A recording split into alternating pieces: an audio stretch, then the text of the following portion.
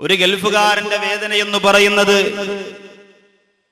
Air India ടിക്കറ്റിന്റെ charge കൂട്ടുന്നത് കൊണ്ടല്ല, സാഹചര്യവും സന്ദർഭവും നോക്കാതെ സമരം നടത്തുന്നത് കൊണ്ടല്ല. ആ വിഷയങ്ങളൊക്കെ ആയിരിക്കും ഞാൻ ചർച്ച ചെയ്യാൻ പോകുന്നത് എന്ന് ആഗ്രഹിക്കുന്നവർക്ക് വലിയ തെറ്റാണ് പ്രിയമുള്ളവരെ സംഭവിച്ചിരിക്കുന്നത്.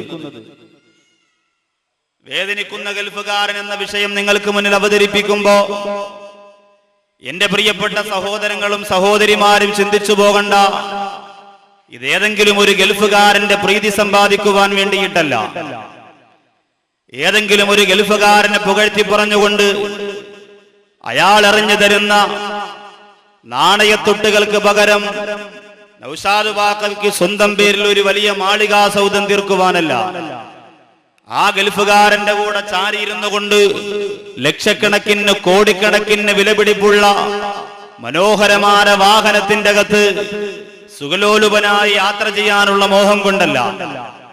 പിന്നെ എന്റെ പ്രിയപ്പെട്ടവരെ, ആ പ്രിയപ്പെട്ട ഗൾഫുകാരൻ ഈ ഇൽമിന്റെ വേദിയിൽ ആ ഗൾഫുകാരനെ കുറിച്ച് പറയുമ്പോ അയാളുടെ പോക്കറ്റിലുള്ള കാശി പരിപാടിയുടെ വിജയത്തിന് വേണ്ടി സമർപ്പിക്കണമെന്ന കൊതി കൊണ്ടുമല്ല.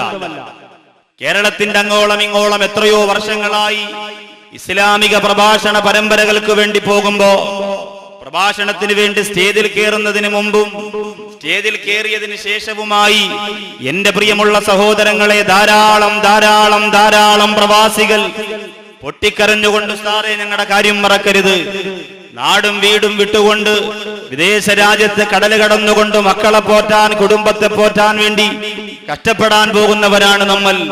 അവിടുത്തെ കണ്ണുനീരും അവിടുത്തെ സങ്കടവും അവിടുത്തെ പ്രയാസവും അവിടുത്തെ ബുദ്ധിമുട്ടുകളൊന്നും നമ്മുടെ ഭാര്യമാരെയോ മക്കളെയോ മാതാപിതാക്കളെയോ നമ്മൾ പറഞ്ഞറിയിക്കാറില്ല. അതുകൊണ്ട് മരിക്കുന്നത് വരെ കുടുംബത്തെ ഉത്തരവാദിത്വത്തോടുകൂടി പോറ്റി വളർത്തുന്നതിനുള്ള ആരോഗ്യത്തിനു വേണ്ടി, അതിനുള്ള സാമ്പത്തിക ഭദ്രതയ്ക്ക് വേണ്ടി വിദേശ രാജ്യത്ത് പൊരിവെയിലത്ത് നിന്ന് തളർന്ന് പണിയെടുക്കുമ്പോ മനസ്സ് വല്ലാതെ തകർന്നു പോകാതിരിക്കാൻ വേണ്ടി ദുആ ചെയ്യണമെന്ന് പറയുമ്പോ നൂറുകണക്കിന് ആയിരക്കണക്കിന് പ്രിയപ്പെട്ട പ്രവാസികൾ ദുആ വസിയത്ത് ചെയ്തതിൽ എത്രയോ ദുആ വസിയത്തുകൾ ഇന്നും എന്റെ പ്രിയപ്പെട്ടവരെ ഈ സാധുവാര നൗഷാദ് ബാക്കവിയുടെ മനസ്സിൽ നിന്നും മായാതെ കിടക്കുകയാണ്. ആ പ്രവാസിയുടെ നിറഞ്ഞുപോലെ കണ്ണുനീര്, ആ പ്രവാസിയുടെ ഇടിക്കുന്ന ഹൃദയത്തിന്റെ ആ ഒരു വേദന ഈ സാധുവിന്റെ മനസ്സിലേക്ക് ഇട്ട് തന്നുകൊണ്ട് ദുആ ചെയ്യണമെന്ന് പറയുമ്പോ ആ കണ്ണുനീരിന്റെ പ്രിയപ്പെട്ട നാട്ടുകാരായ അവരുടെ ഭാര്യമാരും അവരുടെ മക്കളും അവരുടെ മാതാപിതാക്കളും അവരുടെ കൂടപ്പിറപ്പുകളും അവരുടെ കൂട്ടുകാരുമായ എന്റെ പ്രിയപ്പെട്ട സഹോദരങ്ങളുടെ മനസ്സിലേക്ക് എത്തിക്കാനുള്ള ഒരു ചെറിയ ശ്രമമാണ് എന്റെ പ്രിയമുള്ളവരെ ഈ 2 മണിക്കൂർ കൊണ്ട് ഞാൻ ആഗ്രഹിക്കുന്നത്. നമ്മൾ ആലോചിച്ചു നോക്കുക, കേവലം ഒരു ഗൾഫുകാരൻ എന്ന് പറഞ്ഞവരെ നമുക്ക് തള്ളി നിർത്താൻ കഴിയുകയില്ല. ആകാശം മുട്ട ഉയർന്നു നിൽക്കുന്ന അല്ലാഹുവിന്റെ പള്ളി മിനാരങ്ങൾ, ആ മിനാരങ്ങളിൽ ആയിരക്കണക്കാര ഗൾഫുകാരന്റെ വിയർപ്പിന്റെ ഗന്ധമുണ്ട് പ്രിയപ്പെട്ടവരെ. പ്രഭാതം പൊട്ടിവിടരുമ്പോ അല്ലാഹുവിന്റെ പരിശുദ്ധ ഖുർആൻ എടുത്ത് നെഞ്ചത്ത് വെച്ചുകൊണ്ട് ബർദ ധരിച്ചുകൊണ്ട് മഫ്തയിട്ടുകൊണ്ട് തൊപ്പിയിട്ടുകൊണ്ട് സ്വലാത്ത് ചൊല്ലിയിട്ട് അറിവിന്റെ വഴിത്താര തീർക്കുന്ന മഹനീയമായ ഇൽമിന്റെ വേദിയാകുന്ന മദ്രസയിലേക്ക് നടന്നു പോകുന്ന പാവപ്പെട്ട പിഞ്ചു മക്കളില്ലേ, ആ മക്കൾക്ക് ചെന്നിരിക്കാനുള്ള വിശാലമായ മദ്രസ കെട്ടിടങ്ങൾ വെച്ചെടുക്കാൻ നൂറുകണക്കാറ് വിദേശ രാജ്യത്ത് കഷ്ടപ്പെടുന്ന പാവപ്പെട്ട പ്രവാസികളുടെ വിയർപ്പിന്റെ തുള്ളി ഉണ്ടായിട്ടുണ്ട് പ്രിയപ്പെട്ട സഹോദരങ്ങളെ. എത്രയെത്ര അറബി കോളേജുകൾ, എത്രയെത്ര ദീനീ സ്ഥാപനങ്ങൾ, അനാഥരും അഗതികളുമായ പാവപ്പെട്ട മക്കൾ പഠിക്കുന്ന നൂറുകണക്കാറ് സ്ഥാപനങ്ങളില് എന്റെ പ്രിയമുള്ളവരെ പ്രവാസികൾ പണിയെടുക്കുന്ന കഷ്ടപ്പെടുന്ന പരിശ്രമത്തിന്റെ ഒരു പണത്തിന്റെ ഒരു ഭാഗമാ പ്രിയപ്പെട്ട സഹോദരങ്ങൾ കൊടുത്തയച്ചിട്ടുണ്ട്. അതിന്റെയൊക്കെ നന്മ പ്രിയപ്പെട്ട ഗൾഫുകാരന്റെ സന്തോഷവും സങ്കടവും സമ്മിശ്രമായിട്ട് വിളിച്ചു പറയുമ്പോ എന്റെ പ്രിയപ്പെട്ട സഹോദരങ്ങളോട് ഓർമ്മപ്പെടുത്തുകയാ, അവന്റെ ഭാര്യയായ, അവന്റെ മക്കളായ, അവന്റെ മാതാപിതാക്കളായ, അവന്റെ കൂടപ്പിറപ്പുകളായ ബാക്കിയുള്ള സഹോദരങ്ങൾക്ക് ആ സങ്കടമൊന്ന് എത്തിച്ചു തരിക എന്നൊരു എളിയ ശ്രമമാണ്. അല്ലാഹു അത് വിജയിപ്പിച്ചു തരുമാറാകട്ടെ. എന്ന് പറഞ്ഞാൽ ഗൾഫിൽ പോയി ചുരുങ്ങിയ മാസം കൊണ്ട് നല്ലതുപോലെ സമ്പാദിച്ച് വലിയ കൊട്ടാരവും പവറും ഒക്കെ ഉണ്ടാക്കി നാട്ടിൽ വന്ന് ജീവിക്കുന്ന ധാരാളം സമ്പന്ന വർഗമുണ്ട്. കടവല്ലൂരൊക്കെ വലിയ കൊട്ടാരം വെച്ചവരുണ്ട്, കുന്നംകുളത്ത് വലിയ വലിയ ബിൽഡിങ്ങുകൾ വാങ്ങിച്ചവരുണ്ട്, വലിയ വലിയ മാളികാ സൗധങ്ങൾ കെട്ടിയെടുത്തവരുണ്ട്. ആ പ്രിയപ്പെട്ട സഹോദരങ്ങൾ ഒരുപക്ഷെ ഈ കസേരയിൽ വന്നിരുന്നു കൊണ്ട് പൊട്ടിച്ചിരിക്കും. കാരണം എന്തേ? ഉസ്താദ് വാക്കവി പറയുന്നത് വിദേശ രാജ്യത്ത് പോയി വേദനിക്കുന്നവരെ കുറിച്ചാണ്. യവനെ സംബന്ധിച്ചിടത്തോളം വേദന എന്തെന്നറിഞ്ഞിട്ടില്ല, അത് മറക്കാതെ തന്നെ ഓർമ്മപ്പെടുത്തുകയാ. എല്ലാവരും ഒരുപോലെ വിദേശ രാജ്യത്ത് സങ്കടപ്പെടുന്നവരല്ല, എല്ലാവരും ഒരുപോലെ വിദേശ രാജ്യത്ത് പട്ടിണി കിടക്കുന്നവരല്ല, എല്ലാവരും ഒരുപോലെ വിദേശ രാജ്യത്ത് കണ്ണീരൊഴുക്കി ജീവിക്കുന്നവരല്ല. അതുകൊണ്ട് തന്നെ അവരെ മറന്നുപോകാതെ ഓർമ്മിച്ചുകൊണ്ട് തന്നെ സങ്കടപ്പെടുന്ന പാവപ്പെട്ട വിശ്വാസികളാണ് ചെറുപ്പക്കാരുടെ കൂടപ്പുറപ്പുകളുടെ പ്രവാസികളുടെ കഥ എന്റെ പ്രിയപ്പെട്ട സഹോദരങ്ങൾക്ക് മുന്നിൽ അവതരിപ്പിച്ചു കൊടുക്കാൻ ആഗ്രഹിക്കുകയാണ്. എന്റെ സഹോദരങ്ങളെ, നമ്മൾ ചിന്തിക്കുക, ലോകത്തുള്ള എല്ലാ മനുഷ്യർക്കും, ലോകത്തുള്ള സർവ്വ സൃഷ്ടിചരാചരങ്ങൾക്കും അവന്റെ നാടിനോടൊരു പ്രത്യേകമായ സ്നേഹമാണ്. പിറന്ന നാടിനോടൊരു വല്ലാത്ത സ്നേഹം എനിക്കുണ്ട്, നിങ്ങൾക്കുണ്ട്, എല്ലാവർക്കും ഉണ്ട്. പലരും ചോദിക്കാറുണ്ട്, ഉസ്താദെ പോസ്റ്ററിൽ ഉസ്താദ് ജോലി ചെയ്യുന്ന മഹലിന്റെ സ്ഥലം വെച്ചാൽ പോരെ? അതല്ല, നമ്മൾ വേറെ ഏതൊക്കെ സ്ഥലത്ത് പോയി വസ്തു വാങ്ങിച്ച് വീട് വെച്ച് താമസമായാലും നമ്മൾ മനസ്സുകൊണ്ട് ആഗ്രഹിക്കുന്നത് നമ്മുടെ ജന്മനാടിന്റെ പേരിൽ അറിയപ്പെടാനാണ്. നമ്മുടെ ജന്മനാട്, എന്റെ ജന്മനാട് ചെറിയൻകീഴാണെങ്കിൽ, നിങ്ങളുടെ ജന്മനാട് നിങ്ങളുടെ കുന്നംകുളമാണെങ്കിൽ, തൃശ്ശൂരാണെങ്കിൽ, ആ നാട് വിട്ടു പോകുന്നതിന്, ആ നാട് വിട്ട് വിദൂരത്തേക്ക് പോകുന്നതിന് ആർക്കും മനസ്സുണ്ടാവുകയില്ല. നാട് വിട്ടു പോകുമ്പോൾ അതൊരു വല്ലാത്ത സങ്കടം തന്നെയാണ്. ആ നാട് മാത്രമല്ല പ്രിയപ്പെട്ടവരെ, പ്രിയപ്പെട്ട മാതാപിതാക്കളെ, തനിക്ക് സർവ്വസമയത്തും അനുഗ്രഹത്തിന്റെ കരങ്ങൾ ഉയർത്തിപ്പിടിച്ചുകൊണ്ട് മക്കളെ നന്മയുള്ളവനായി ജീവിക്കണമെന്ന് പറഞ്ഞുകൊണ്ട് അനുഗ്രഹിക്കുന്ന പ്രിയപ്പെട്ട മാതാപിതാക്കളെ വിട്ടുപിരിയാൻ ആരാ ആഗ്രഹിക്കുന്നത്? അരുമ മക്കളെ വിട്ടുപിരിയാൻ ആരാ ആഗ്രഹിക്കുന്നത്? ഭാര്യയടക്കമുള്ള കൂടപ്പുറപ്പടക്കമുള്ള കുടുംബക്കാരെയും കൂട്ടുകാരെയും കുറച്ചു നാളത്തേക്കെങ്കിലും മറന്നുകൊണ്ട് വിട്ടുപിരിഞ്ഞുകൊണ്ട് വിദേശ രാജ്യത്തേക്ക് പോയി പണിയെടുക്കുന്ന കഷ്ടപ്പെടുന്ന പാവപ്പെട്ട പ്രവാസികളെ സംബന്ധിച്ചിടത്തോളം ജന്മനാടിനോട് വിട പറഞ്ഞുകൊണ്ട് പോകുമ്പോൾ അതൊരു വല്ലാത്ത സങ്കടവും ചുമന്നുകൊണ്ടുള്ള യാത്രയാണ്. വല്ലാത്ത സങ്കടം ചുമന്നുകൊണ്ടുള്ള യാത്രയാണപ്പോ. പിന്നെ നിങ്ങൾ ചോദിക്കും, അങ്ങനെയാണെങ്കിൽ എന്തിനാണ് ഇത്ര കഷ്ടപ്പെട്ടുകൊണ്ട് വിദേശ രാജ്യത്ത് പോകുന്നത്? അങ്ങനെയാണെങ്കിൽ എന്തിനാണ് ഇത്ര കഷ്ടപ്പെട്ടുകൊണ്ട് വിദേശ രാജ്യത്ത് പോകുന്നത് എന്ന് പ്രിയമുള്ള സഹോദരങ്ങളെ നിങ്ങൾ പ്രവാസികളോട് ചോദിച്ചാൽ അവർ മനസ്സുകൊണ്ട് പറയും, നമ്മുടെ പ്രിയപ്പെട്ട മക്കളെ വിട്ടുപോകാനുള്ള കൊതി കൊണ്ടല്ല.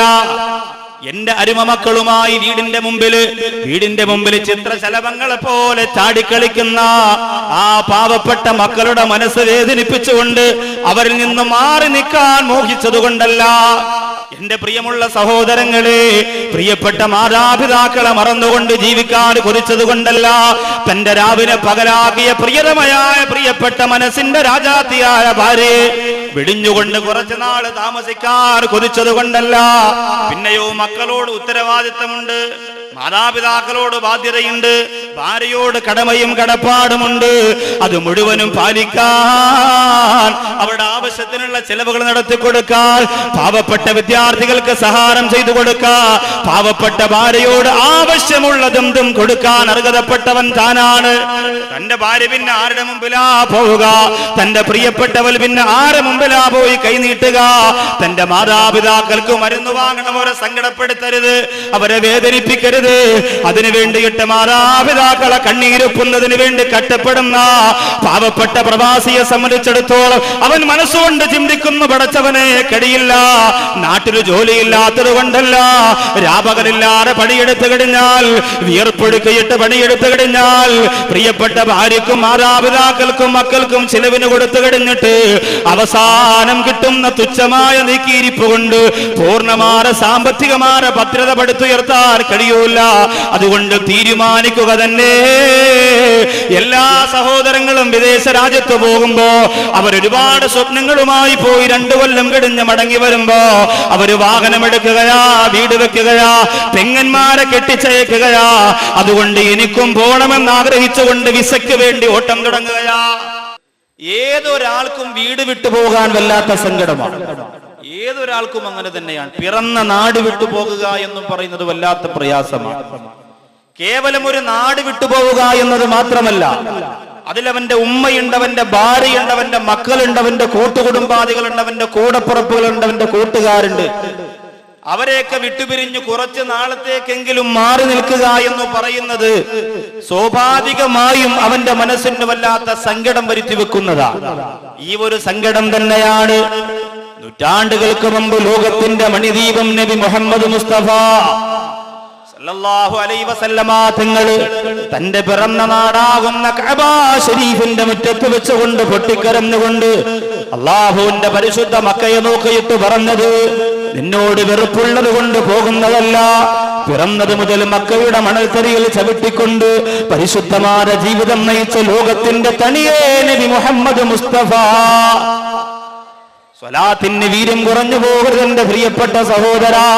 ലോകത്തിന്റെ നാനാഭാഗത്ത് അല്ലാഹുവിന്റെ റസൂലിന്റെ പേര് പറഞ്ഞുകൊണ്ട് പ്രകടനങ്ങൾ നടക്കുമ്പോ ആ പ്രകടനങ്ങളുടെ മുദ്രാവാക്യത്തിനെക്കാളും പവറോടുകൂടിയിട്ട് വാനലോകത്തിരുന്ന 10,000-കണക്കിന് മാലാകമാരെ ചിറകുവിരത്തി പറന്നു വരുന്ന ഈ പരിശുദ്ധ ഇൽമിന്റെ വേദിയിൽ നിന്നുകൊണ്ട് മദീനയുടെ മണവാളൻ നബി മുഹമ്മദ് മുസ്തഫ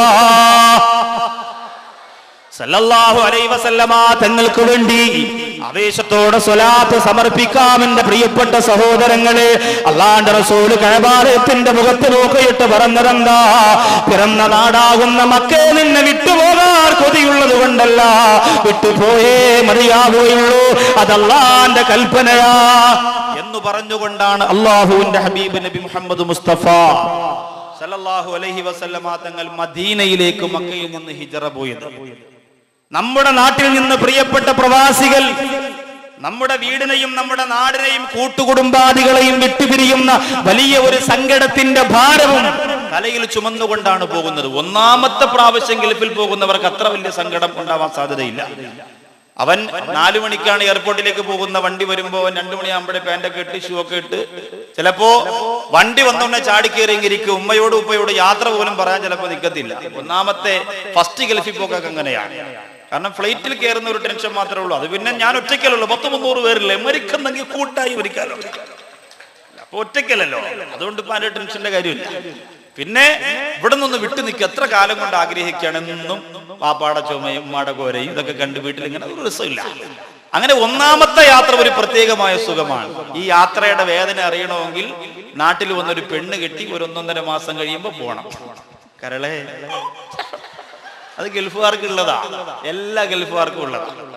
അപ്പോഴാണ് മൂക്കുപിടിയും തലയണ നനയണതും അങ്ങനെയൊക്കെ പ്രശ്നമാ. ചില ആൾക്കാര് ഞാൻ വിശദീകരിച്ചാൽ നമുക്ക് വിഷയത്തിലേക്ക് എത്താൻ പറ്റില്ല, പോട്ടെ. അപ്പോ ഏതായാലും എന്റെ പ്രിയപ്പെട്ടവരെ, പിറന്ന നാടും വീടും കൂട്ടുകുടുംബാദികളെയും കുടുംബത്തെയും മുഴുവനും വിട്ടിട്ട് വിദേശ രാജ്യത്തിലേക്ക് ഇങ്ങനെ യാത്ര തിരിക്കുകയാണ്. അവന്റെ പ്രിയപ്പെട്ട മക്കളെ വിട്ടുപിരിയാനുള്ള കൊതിയുള്ളത് കൊണ്ടല്ല, തന്റെ ജീവന്റെ ജീവനായ പ്രാണസഖിയായ പ്രേയസിയായ പ്രിയപ്പെട്ട മനസ്സിന്റെ രാജാത്തിയായ തന്റെ ജീവിതത്തിലേക്ക് കടന്നു വന്നപ്പോൾ എന്തോ ഒരു മാറ്റമാണ് ആ പെൺകുട്ടിയോടൊത്ത് ജീവിച്ചപ്പോ തനിക്ക് അല്ലാഹു തന്നിരിക്കുന്നത്. ആ മാറ്റം തന്റെ മനസ്സിൽ സമർപ്പിച്ചു തന്ന പ്രിയപ്പെട്ടവളായ ഭാര്യയെ അകന്നു നിൽക്കാനുള്ള കൊതി കൊണ്ടല്ല പ്രിയപ്പെട്ടവരെ അവൻ പോകുന്നത്. സുഖമില്ലാതെ കിടക്കുന്ന ഉമ്മ, മരുന്നും മന്ത്രവുമായി കഴിഞ്ഞുകൂടുന്ന ഉപ്പ, ആ പ്രിയപ്പെട്ട ഉപ്പയെ കുറച്ചു നാളത്തേക്കെങ്കിലും ഒന്ന് വിട്ടു നിൽക്കണം എന്ന് കൊതിയുള്ളത് കൊണ്ടല്ല. പിന്നെ അവന്റെ മനസ്സിന്റെ ചിന്ത എന്തെന്നറിയുമോ?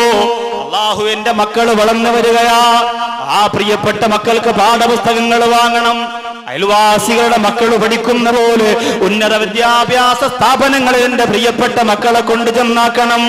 അതിന് സാമ്പത്തികം വേണമല്ലോ. എന്റെ ഭാര്യക്ക് ഞാനല്ലേ ഉള്ളൂ, അവൾ എന്താവശ്യപ്പെട്ടാലും നടത്തിക്കൊടുക്കാ ഞാനല്ലേ ഉള്ളൂ.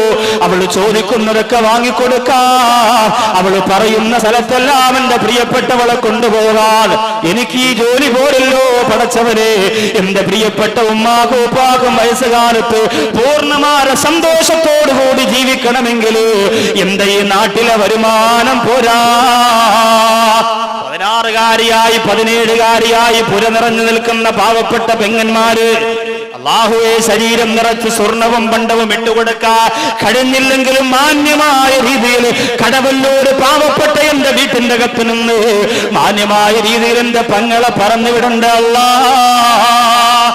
അതുകൊണ്ടാണ് ഈ ബുദ്ധിമുട്ടും ഈ സങ്കടവുമെല്ലാം തലയിൽ ചുമന്നുകൊണ്ട് പ്രിയപ്പെട്ട സഹോദരങ്ങൾ വിദേശ രാജ്യത്തിലേക്ക് ഒരു 2 വർഷമെങ്കിലും 2 വർഷം എന്ന് പറഞ്ഞുകൊണ്ട് പോകാൻ ആഗ്രഹിക്കുന്നത് എന്തുകൊണ്ടെന്നറിയോ? ഈ സാധുക്കളോടുള്ള ഉത്തരവാദിത്വ ബോധമുള്ളവനായ ഞാൻ വീട്ടിന്റെ അകത്ത് ചടഞ്ഞിരിക്കാൻ പാടില്ലല്ലോ എന്ന് ചിന്തിച്ചുകൊണ്ടാണ് ഗൾഫിലേക്ക് പോകാൻ തീരുമാനിക്കുന്നത്. അങ്ങനെ അൽഹംദുലില്ലാ കൂട്ടുകാരോടൊക്കെ പലരോടും വിളിച്ചു പറഞ്ഞുടാ എനിക്ക് കൂടി ഒരു വിസ വേണം. അവര് പറഞ്ഞടാ പഴയ ഗൾഫല്ല, നീ ഇങ്ങനെ പറയുമ്പോ കൊണ്ടുവന്ന അവസാനം ഇവിടെ വന്നിട്ട് നിന്റെ പുറകെ ഞാൻ നടക്കേണ്ടി വരും. ഇത് പറയുമ്പോ തന്നെ അവന്റെ മനസ്സിൽ എന്താണെന്നറിയോ? ഒരു പാവപ്പെട്ടവനെയും ഗൾഫിൽ കൊണ്ടുപോയി രക്ഷപ്പെടുത്താൻ പാടില്ല. ആര് കൊണ്ടുപോയിട്ടുണ്ടോ പണി സൂപ്പറായിട്ട് കിട്ടിയിട്ടുണ്ട് അല്ലേ? കാരണം പാവപ്പെട്ടവന് പെട്ടെന്ന് പൈസ കിട്ടുമ്പോൾ സ്വഭാവം മാറും. പണക്കാരൻ പിന്നെ ഒരുപാട് കണ്ടിട്ടുള്ളതാ. എന്നോടൊരു സഹോദരൻ പറഞ്ഞു, എത്തിയുമായിരുന്നു സാറെ, കൊണ്ടുപോയി രക്ഷപ്പെടുത്തി, ഒരുപാട് സൗകര്യങ്ങൾ ചെയ്തു കൊടുത്തു, നല്ല സംവിധാനങ്ങൾ ചെയ്തു കൊടുത്തു. അവസാനം എന്റെ ബിസിനസ് അവൻ നോക്കി പഠിച്ചിട്ട് എനിക്ക് പണിയായിട്ട് എനിക്കെതിരെ നോട്ടീസ് ഇറക്കി, അതിനെതിരെ സ്ഥാപനം തുടങ്ങി. അതുകൊണ്ട് തന്നെ ചില ആൾക്കാർ മനഃപൂർവ്വം കൊണ്ടുപോവുകയില്ല, മറ്റു ചിലർ അവന് വേണ്ടി ശ്രമങ്ങൾ നടത്തുകയാണ്. വീട്ടിൽ വരുമ്പോൾ സന്ധ്യ നേരത്തവൻ വീട്ടിലേക്ക് കടന്നു വരുമ്പോ തന്റെ 16-കാരിയായ പെങ്ങളിങ്ങനെ വീടിന്റെ മുമ്പ് നിൽക്കുകയാണ്. അവന്റെ മനസ്സുവല്ലാതെ നീറുകയാണ്. അല്ലാഹുവേ, എത്രയും പെട്ടെന്നൊരു വിസ ശരിയായിരുന്നെങ്കിൽ അല്ലാഹുവേ എന്ന് പോയി 2 കൊല്ലം നിന്ന് വരുമ്പോ കടവല്ലൂരിലുള്ള എന്റെ പാവപ്പെട്ട പെങ്ങൾക്ക് ഒരു സന്തോഷമുള്ള ജീവിതം കൊടുക്കാൻ കഴിയുമായിരുന്നു തമ്പുരാനെ. മനസ്സുകൊണ്ടവൻ കൊതിച്ചു പോവുകയാണ്. അങ്ങനെ ഇരിക്കുമ്പോഴാണ് വിസ ശരിയാകുന്നത്. സുബ്ഹാനല്ലാഹ്.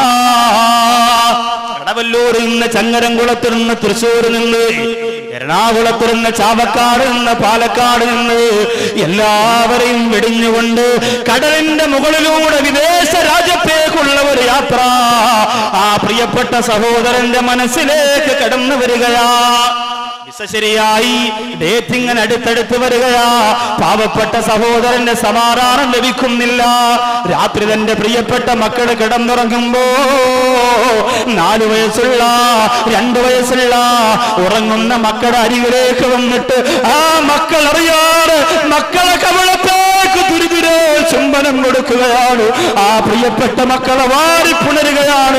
ഒരാൾ പോലും എന്റെ പ്രിയപ്പെട്ടവരെ ആ വീട്ടിന്റെ അകത്തറിയുന്നില്ല, തന്റെ ഭാര്യ അറിയുന്നില്ല, തന്റെ ഉമ്മയും ഉപ്പയും കൂടപ്പിറപ്പുകളും ആരും അറിയുന്നില്ല. 2.5 വയസ്സുള്ള കുഞ്ഞ് കട്ടിൽ കിടക്കുമ്പോ, 1 വയസ്സുള്ള കുഞ്ഞ് തൊട്ടിൽ കിടക്കുമ്പോ, എല്ലാവരും ഉറങ്ങിക്കിടക്കുമ്പോ നാളെ ഗൾഫിൽ പോകാനുള്ള 2 ദിവസം കഴിഞ്ഞ് ഗൾഫിൽ പോകാനുള്ള ഈ പാവപ്പെട്ട സഹോദരൻ ആ കുഞ്ഞിനെ എടുത്തു വെച്ചിട്ട് തുരുതുരേ ചുംബനം കൊടുക്കുകയാണ്. എത്ര മുത്തയിട്ടും കൊതി തീരുന്നില്ല. എന്തുകൊണ്ടാ? അവന്റെ മനസ്സിലുണ്ട്. എത്രയോ പേര് വിദേശ രാജ്യത്തേക്ക് പോയിട്ട് പിന്നെ മടങ്ങി വന്നിട്ടില്ല. മക്കളെ കാണാനുള്ള ഭാഗ്യം അവർക്ക് കിട്ടിയിട്ടില്ല. എത്രയോ പേര് വിദേശ രാജ്യത്തിലേക്ക് പറന്നു പോയിട്ട് പ്രിയപ്പെട്ട പിഞ്ചോമന മക്കളുടെ വളർച്ച കാണാൻ, അവിടെ ഉയർച്ച കാണാൻ ആ പ്രിയപ്പെട്ട പ്രവാസികൾക്ക് മടങ്ങി വരാൻ സാധിച്ചിട്ടില്ല. ചിലപ്പോൾ അവിടെ വെച്ച് തന്നെ ദാരുണമായി മരണപ്പെടുകയാണ്. അല്ലെങ്കിൽ ഏതെങ്കിലും തെറ്റിന്റെ പേരിൽ ജയിലറയിൽ അടയ്ക്കപ്പെട്ടുകൊണ്ട് ആ പാവപ്പെട്ട പ്രവാസികൾ കഷ്ടപ്പെടുകയാണ്. അല്ലാഹു സുബ്ഹാനഹു വ തആല നമ്മെ കാത്തുരക്ഷിക്കുമാറാകട്ടെ. അങ്ങനെ ആ പ്രിയപ്പെട്ട സഹോദരൻ മക്കൾക്ക് ചുംബനം കൊടുക്കുന്നു. ദിവസങ്ങൾ ഇങ്ങനെ അടുത്തു വരികയാണ്. അവനിങ്ങനെ ചിന്തിക്കുന്നു, അല്ലാ, എങ്ങനെയാണ് ഞാൻ എന്റെ മക്കളെ പിരിഞ്ഞു പോവുക? എങ്ങനെയാണ് എന്റെ കുടുംബത്തെ പിരിഞ്ഞു പോവുക? എങ്ങനെയാണ് എന്റെ പ്രിയപ്പെട്ട മാതാപിതാക്കളെ പിരിഞ്ഞു പോവുക? മനസ്സ് വല്ലാതെ സങ്കടം കൊണ്ട് നിറഞ്ഞുപോയി. പ്രിയമുള്ളവരെ, എന്നിട്ടവൻ ചിന്തിക്കുകയാണ്, അല്ലാഹു എന്റെ പ്രിയപ്പെട്ട മക്കൾ കുല്ലു മൗലൂദിൻ യൂലദു അലൽ ഫിത്ര, പിറന്നു വീടുമ്പോ ശുദ്ധ പ്രകൃതത്തോടുകൂടി പിറന്നു വീടുന്ന പ്രിയപ്പെട്ട മക്കള് ഫഅബവാഹു, അവന്റെ മാതാപിതാക്കളാണ് നന്മയിലേക്കും തിന്മയിലേക്കും വഴിതെളിക്കാനുള്ളതെന്ന് പറഞ്ഞ ലോകത്തിന്റെ നായകൻ നബി മുഹമ്മദ് മുസ്തഫ സല്ലല്ലാഹു അലൈഹി വസല്ലമ തങ്ങളുടെ വാക്കുകൾ ഓർമ്മിച്ചുകൊണ്ടവൻ പൊട്ടിക്കരയുകയാ. എന്റെ മക്കൾക്ക് ഉപദേശ നിർദ്ദേശം കൊടുക്കാൻ കിലോമീറ്ററുകൾക്ക് അപ്പുറത്തല്ല ഞാൻ പോകുന്നത്, 1000കണക്കിന് കിലോമീറ്ററുകൾക്ക് അപ്പുറമുള്ള വിദേശ രാജ്യത്ത് ഫോണിലൂടെ എനിക്ക് സാധിക്കുമോ പടച്ചവനെ? എന്റെ മക്കൾക്ക് ഉപദേശ നിർദ്ദേശം കൊടുക്കാൻ, എന്റെ പ്രിയപ്പെട്ട മക്കൾ തെറ്റ് ചെയ്യുമ്പോ ചെയ്യരുതെന്ന് പറയാ, എന്റെ പ്രിയപ്പെട്ട മക്കള് നന്മയുടെ നിറകുടങ്ങളാക്കി കടവല്ലൂർ ആ പ്രിയപ്പെട്ട മക്കള് സുന്നത്ത് ജമാഅത്തിന്റെ പ്രവർത്തകരാക്കി മാറ്റാൻ അല്ലാഹുവേ വിദേശ രാജ്യത്ത് ഞാൻ പോയി കിടന്ന് കഷ്ടപ്പെട്ടാൽ എനിക്ക് സാധിക്കുമോ ചിന്തിക്കുകയാണ്. പിന്നെ രണ്ടാമതവൻ ചിന്തിക്കുന്നത് ഭാര്യയെ കുറിച്ചാണ്. അല്ലാഹുവേ എങ്ങനെ ഞാൻ യാത്ര ചോദിക്കും? ഞാനൊന്ന് വൈകുന്നേരം ഒന്ന് കടയിൽ പോയി മടങ്ങി വന്നാൽ 8 മണിയാകുമ്പോ കണ്ടില്ലെങ്കിൽ എന്റെ പ്രിയപ്പെട്ട ഭാര്യക്ക് സങ്കടമാണ്. അല്ലാഹുവേ എന്റെ ഭർത്താവിനെ കണ്ടില്ലല്ലോ. വാച്ചിൽ നോക്കിയിട്ട് മുറ്റത്തിറങ്ങി പടിവാതിൽ വന്ന് കാത്തു നിൽക്കുന്ന പ്രിയപ്പെട്ടവളോട് എങ്ങനെ യാത്ര പറയുമല്ലാ? കടവല്ലൂര് ഒരുമിച്ച് കൂടിയിരിക്കുന്ന എന്റെ പ്രിയപ്പെട്ട ആയിരക്കണക്കാന ഉമ്മ പെങ്ങന്മാരോട് പറയുകയാ, വിദേശ രാജ്യത്തിരുന്ന പാവപ്പെട്ട ഗൾഫുകാര് അയച്ചു തരുന്ന നോട്ടുകെട്ടുകൊണ്ട് സുഖിക്കുന്ന രസിക്കുന്ന വീട് വെക്കുന്ന ആഡംബരത്തോടെ ആഹ്ലാദത്തോടെ ജീവിക്കുന്ന എന്റെ പ്രിയപ്പെട്ട പെങ്ങളെ, ഈ വിഷയം നിന്റെ ഉള്ളിന്റെ ഉള്ളറയിലേക്ക് പതിഞ്ഞു പോകുമ്പോ ഒരു ദിവസം പോലും ഗൾഫുകാരന് വേണ്ടി ദുആയില്ലാത്ത ഒരു ദിവസം പോലും വരല്ല ഉമ്മ. ഒരൊറ്റ ദിവസം പോലും ഗൾഫുകാരന് വേണ്ടി ദുആ ചെയ്യാത്തതായിട്ട് നിന്റെ ജീവിതത്തിൽ ഇന്നു മുതൽ ഉണ്ടാവാൻ പാടില്ല. അതിനു വേണ്ടിയിട്ടാണ് എന്റെ പ്രിയമുള്ളവരെ ഞാൻ ഈ വലിയ വിഷയം നിങ്ങൾക്ക് മുന്നിൽ പറയാൻ ആഗ്രഹിക്കുന്നത്. അങ്ങനെ ഉമ്മയോട്, ഭാര്യയോട്, മക്കളോട് വിട പറയുന്ന ചിന്തയൊക്കെ അവന്റെ മനസ്സിൽ ഇങ്ങനെ നിറഞ്ഞു വരികയാണ്. അവൻ മനസ്സുകൊണ്ട് ചിന്തിക്കും, അല്ലാഹു വീണ്ടും ആലോചിക്കുകയാണ്, പോകാതെ നാട്ടിൽ നിന്ന് എന്തെങ്കിലും ഒരു ജോലി ചെയ്താലോ. പിന്നെ അവൻ ചിന്തിക്കും, ഇവിടെ നിന്നാണെങ്കിലും അവിടെ നിന്നാണെങ്കിലും ജോലി എടുക്കണമല്ലോ. ചില ചെറുപ്പക്കാര് വിദേശ രാജ്യത്ത് പോകുന്നത് ജോലി ചെയ്യാനല്ല, ഓഫീസിൽ ഇരിക്കാൻ. ആ ജോലിയാണെങ്കിൽ മതി. അതാ എന്ത് ജോലിയാ? തോട്ടത്തിൽ. എനിക്ക് ശരിയാവില്ല. ഡ്രൈവറാണോ? വേണ്ട. പിന്നെന്താ? ഓഫീസ് സ്റ്റാഫ് വല്ലതും ഉണ്ടോ? ഗൾഫിൽ പോകുമ്പോൾ സുഖിക്കാൻ വേണ്ടിയിട്ട് ചിന്തിച്ചുകൊണ്ട് പോയാൽ അവന് കഷ്ടപ്പാട് മാത്രമേ അല്ല ഇന്ന് വരെ കൊടുത്തിട്ടുള്ളൂ. നമ്മൾ ജോലി ചെയ്യണ്ടേ? ഇസ്ലാം എന്ന് പറയുന്നത് വെറുതെ ഇരുന്ന് ജീവിക്കാൻ പറഞ്ഞ മതമല്ല. ജോലി നമ്മൾ എന്തായാലും ചെയ്തിരിക്കണമല്ലോ. സല്ലല്ലാഹു അലൈഹി വസല്ലമ തങ്ങളുടെ മുമ്പേ സഹാബികൾ ഒരുപാട് ഇരിക്കുമ്പോ ഒരു മനുഷ്യൻ വന്ന് പറഞ്ഞു, അല്ലാഹുവിന്റെ റസൂലേ, എനിക്ക് കഷ്ടപ്പാടാണ്, ദാരിദ്ര്യമാണ് റസൂലേ, അതുകൊണ്ട് എന്നെ സഹായിക്കണമെന്ന് പറഞ്ഞപ്പോ അല്ലാഹുവിന്റെ ഹബീബ് നബി മുഹമ്മദ് മുസ്തഫ സല്ലല്ലാഹു അലൈഹി വസല്ലമ തങ്ങൾ സഹാബത്തിനോട് പിരിവ് നടത്തുകയാ. എല്ലാവരോടും പറഞ്ഞു, നിങ്ങളുടെ കൈകളിൽ ഉള്ളത് കൊണ്ടുവരിക. ഓരോരുത്തർ കൊണ്ടുവരികയാണ്. ആ തുകയെല്ലാം വാങ്ങിവെച്ചുകൊണ്ട് നബി സല്ലല്ലാഹു അലൈഹി വസല്ലമ തങ്ങൾ ഒരു കോടാലി വാങ്ങിക്കൊണ്ടുവരാ പറയുകയാണ്. കോടാലി. അല്ലാഹുവിന്റെ റസൂല് പണപ്പിരിവ് നടത്തിയിട്ട് ഒരു കോടാലി വാങ്ങുകയാ. ആ മനുഷ്യന്റെ കയ്യിലേക്ക് കൊടുത്തിട്ട് പറയുന്നു, വനാന്തരത്തിൽ പോയി വിറക് വെട്ടി കച്ചവടം ചെയ്ത് ജീവിക്കണമെന്ന് പറയുമ്പോ അയാള് പറയുന്നു, യാ റസൂലല്ലാഹ്, എന്നെ കളിയാക്കുകയാണോ നബിയേ? ഞാൻ അങ്ങയുടെ മുന്നിൽ സ്വതക്ക ചോദിച്ചു വന്നപ്പോ ജോലി ചെയ്യാൻ എന്നെ പറഞ്ഞു വിടുകയാണോ എന്ന് ചോദിച്ചപ്പോ അല്ലാഹുവിന്റെ റസൂൽ സല്ലല്ലാഹു അലൈഹി വസല്ലമ തങ്ങൾ പറഞ്ഞു കൊടുക്കുന്നതെന്താ? എന്റെ പ്രിയപ്പെട്ടവരെ, നിനക്ക് ആരോഗ്യമുണ്ടല്ലോ, ആ ആരോഗ്യം കൊണ്ട് പോലെ പണിയെടുത്ത് ജീവിച്ചോട്.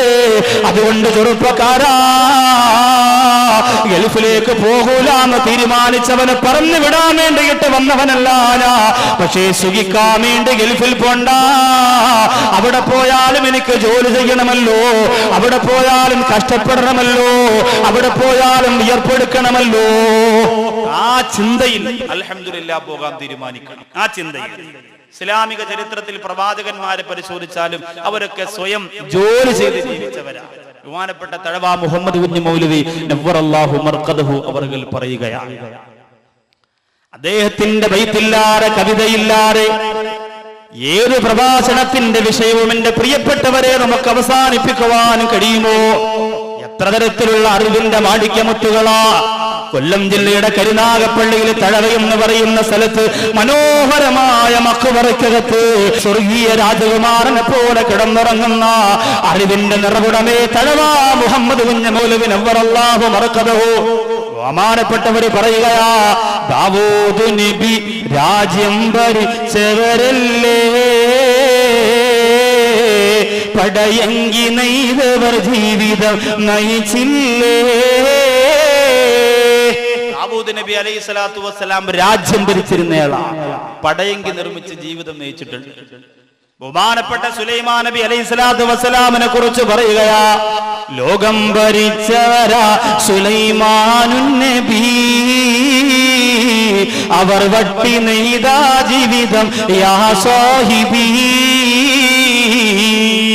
ലോകം അടക്കി ഭരിച്ച സുലൈമാൻ നബി അലൈഹി സ്വലാം വട്ടി നെയ്തിട്ടാണ് ജീവിതം നയിച്ചത്. ഇന്ന് വട്ടി എന്ന് പറഞ്ഞാൽ പ്രിയപ്പെട്ട സഹോദരിമാർ ചോദിക്കും, വാട്ട് ഈസ് ദി വട്ടി? ചോദിക്കും. കാരണം എന്താ? അവർ കണ്ടിട്ടില്ല, അവർക്കത് അറിയില്ല. അങ്ങനെ ഒരു സാധനം ഉണ്ടായിരുന്നു പണ്ട്. അതുകൊണ്ട് സുലൈമാൻ നബി അലൈഹിസ്സലാം അങ്ങനെയായിരുന്നു. പ്രഭാഷണം നടത്തിക്കൊണ്ടിരിക്കുമ്പോ പോലും പനനാര് കയ്യിൽ വെച്ചുകൊണ്ട് ആ ഉപകരണം നിർമ്മിക്കാൻ സുലൈമാൻ നബി അലൈഹിസ്സലാത്തു വസ്സലാം സമയം ചെലവഴിച്ചിരുന്നു. ലോകത്താദ്യമായി നൂല് നെയ്ത ആരാ? എന്റെ പ്രിയപ്പെട്ട സഹോദരങ്ങളെ, ആദ്യമായി നൂല് നെയ്തതാരാ? ഉമ്മമാരുടെ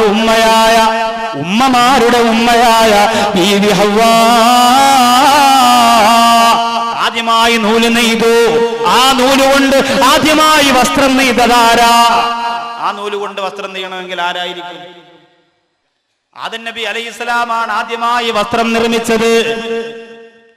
ബഹുമാനപ്പെട്ട ഹവ്വാ ബീവി റളിയല്ലാഹു അൻഹ നൂല് നെയ്തെടുത്തപ്പോ ആ നൂല് കൊണ്ട് വസ്ത്രം നെയ്തത് ബഹുമാനപ്പെട്ട ആദം നബി അലൈഹിസ്സലാമാണ്. അവർക്കിത് പഠിപ്പിച്ചു കൊടുത്തതാരാ? ഇത് രണ്ടുപേർക്കും ഭംഗിയായി പഠിപ്പിച്ചതും ജിബ്രീൽ തന്നെന്ന ഹദീസിൽ വന്നതും. ജിബ്രീൽ അലൈഹിസ്സലാമാണ് ഇതൊക്കെ പഠിപ്പിച്ചു കൊടുത്തത്. അല്ലാഹുവേ, അതുകൊണ്ട് കടവല്ലൂർ നിറഞ്ഞു കവിഞ്ഞിരിക്കുന്ന എന്റെ പ്രിയപ്പെട്ട ചെറുപ്പക്കാരാ, ജോലിയെടുത്ത് ജീവിക്കണം, ജോലിയിലൂടെ ആരോഗ്യം സംരക്ഷിക്കണം. അങ്ങനെ പോകാൻ തീരുമാനിച്ചു. വിസ ശരിയായി, അല്ലെങ്കിൽ നാട്ടിലൊരു ജോലി ശരിയായി. നാട്ടിലെ ജോലി ഇപ്പൊ നമുക്ക് ചർച്ചയില്ല. കാരണം ഇവിടെ ഇരിക്കുന്നവരിൽ പോലും ഗൾഫിൽ പോകാൻ മനസ്സില്ലാത്തവര് വളരെ കുറവാണ്. കേവലം ഒരു പെണ്ണ് കെട്ടാനെങ്കിലും 2 മാസം ഒന്ന് ദുബായിൽ പോയി നിന്നിട്ട് അതിന്റെ മണം മാറാറ് ഒരു സുന്ദരി കുട്ടിയെ സ്വന്തമാക്കണമെന്ന് ബോധിക്കാത്തവരില്ല. അൽഹംദുലില്ലാഹ്, അങ്ങനെ പ്രിയപ്പെട്ട ഗൾഫിലേക്ക് പോകാൻ വിസ ശരിയാവുകയാണ്. ആ വിസ അവന്റെ നെഞ്ചത്ത് വെച്ചുകൊണ്ട് അവൻ ഇങ്ങനെ പൊട്ടിക്കറിയുന്നു. രാത്രിയാകുമ്പോ മക്കൾക്ക് മുത്തം കൊടുത്തുകൊണ്ട് ആലോചിക്കുന്നു, അല്ലാ, കോഴിക്കോട് എയർപോർട്ടിൽ നിന്ന് ദുബായ് വരെ പോകണമെങ്കിൽ 2600 കിലോമീറ്റർ ആണ്. കോഴിക്കോട് നിന്ന് ദുബായ് വരെ പോകണമെങ്കിൽ 2600 കിലോമീറ്റർ. അവനിങ്ങനെ ആലോചിക്കും, അല്ലാ, ഞാൻ ഏറ്റവും അധികം പോയിട്ടുള്ള തിരുവനന്തപുരം വരെ. അത് തന്നെ ഇടയ്ക്കിടയ്ക്ക് ഇറങ്ങി ചായ കുടിച്ച്, വെള്ളം കുടിച്ച്, ജ്യൂസൊക്കെ കുടിച്ച്, പാട്ടൊക്കെ കേട്ട്, സിനിമയെ കണ്ടു പതുക്കെ പോയാൽ മതി. പക്ഷേ ഇതങ്ങനെയല്ല, ഒറ്റ യാത്ര ഇത്രയും കിലോമീറ്റർ. സൗദി അറേബ്യയിലാണെങ്കിലോ 1000-ലധികം കിലോമീറ്റർ ഉണ്ട്. പ്രിയപ്പെട്ട പെങ്ങളെ, കടവല്ലൂർ നിന്റെ വീട്ടിന്റെ കത്തിരന്ന് ഫാത്തിഹ ഓതി ദുആ ചെയ്ത് ഇറങ്ങിപ്പോര പ്രിയതമന്. ഒരു രാത്രി പോലും മറക്കല്ല പെങ്ങളെ. കടല് കടന്നുകൊണ്ട് 3000-ലധികം കിലോമീറ്ററുകൾ താണ്ടി വിദേശ രാജ്യത്ത് പോലും പണിയെടുക്കുന്ന, വീർപ്പെടുക്കുന്ന പാവപ്പെട്ട സഹോദരങ്ങളെ മറക്കല്ലേ എന്റെ പ്രിയപ്പെട്ട ഉമ്മപെങ്ങന്മാരെ. അതുകൊണ്ടല്ലേ ഈ ആയിരക്കണക്കാറ് ചെറുപ്പക്കാർ കേരളത്തിന്റെ എത്ര സ്ഥലങ്ങളിൽ നിന്നാ ഓടിയെത്തിയത്. ഉസ്താദ് എന്നാ ഗൾഫുകാരെ കുറിച്ച് പറയുന്നതെന്നാ എവിടെയാണെങ്കിലും ഞങ്ങൾ വരും ഉസ്താദ്. അത് മലപ്പുറം ജില്ലയാകട്ടെ, കണ്ണൂർ ജില്ലയാകട്ടെ, കാസർഗോഡാകട്ടെ, വിദേശ രാജ്യത്തുള്ള പാവപ്പെട്ട പ്രവാസികൾ രാത്രിയാകുമ്പോ ഉസ്താദ് റൂമിലേക്ക് കടന്നു വന്ന ലാപ്ടോപ്പ് എടുത്തു വെച്ചുകൊണ്ട് നെറ്റോടാകയിട്ട് യൂട്യൂബിലൂടെ ഉസ്താദ് അങ്ങയുടെ പ്രഭാഷണം കേട്ടുകൊണ്ട് ആശ്വാസം പങ്കിടുന്നവരാ. ആ ഉസ്താദ് ഞങ്ങൾക്ക് വേണ്ടി വാഴ്ന്നു പറയുമ്പോ, ആ ഉസ്താദ് ഞങ്ങളെ കുറിച്ച് ജനങ്ങളോട് പറഞ്ഞു കൊടുക്കുമ്പോ നിങ്ങൾക്ക് വരാതിരിക്കാൻ കഴിയുമോ എന്ന് പറഞ്ഞുകൊണ്ട് തടിച്ചുകൂടിയ എന്റെ പ്രിയപ്പെട്ട ചെറുപ്പക്കാരാ, കഷ്ടപ്പെടാൻ വേണ്ടി പോണം പോലെ അത് സ്വദേശത്ത് രാജ്യത്താണെങ്കിലും വിദേശത്താണെങ്കിലും അങ്ങനെ തന്നെയാ. കഷ്ടപ്പാടും വിയർപ്പൊഴുക്കയൊക്കെ ത്യാഗം ചെയ്തുകൊണ്ട് ആ പാവപ്പെട്ട എന്റെ കൂടപ്പിറപ്പാണ് കുടുംബത്തിൽ പിറന്നവരെ സംരക്ഷിക്കാൻ വേണ്ടിയിട്ട് ഉത്തരവാദിത്വ ബോധത്തോടുകൂടി ജീവിക്കുക. വിദേശ രാജ്യത്തേക്ക് പോകാനുള്ള സ്വപ്നങ്ങളൊക്കെ പൂവണിഞ്ഞു. ഇനി ആകെ 2-3 ദിവസം മാത്രമേ ഉള്ളൂ. പ്രിയപ്പെട്ട ഭാര്യയെ ഹോസ്പിറ്റലിൽ കൊണ്ടുപോയി. കാരണം എന്താ? പ്രഗ്നന്റാ. കൊണ്ടുപോയിട്ട് മടങ്ങി വരുന്ന വഴിയിൽ ഭാര്യ തന്റെ ഭർത്താവിനോട് പറഞ്ഞു, ഇക്ക അടുത്ത മാസം 2-ാം തീയതിയാണ് ഡേറ്റ്. അടുത്ത മാസം 2-ാം തീയതിയാണ് ഡേറ്റ്. നിങ്ങൾ ഈ ഗൾഫിലേക്ക് പോകുന്ന ഡേറ്റ് 2 ആഴ്ച കൂടി അല്ലെങ്കിൽ 1 മാസം കൂടി നിങ്ങൾ അങ്ങോട്ട് നീട്ടിവെച്ചാൽ നമ്മുടെ കുഞ്ഞുവാവയെ കണ്ടിട്ട് നിങ്ങൾക്ക് പൊയ്ക്കൂടെ?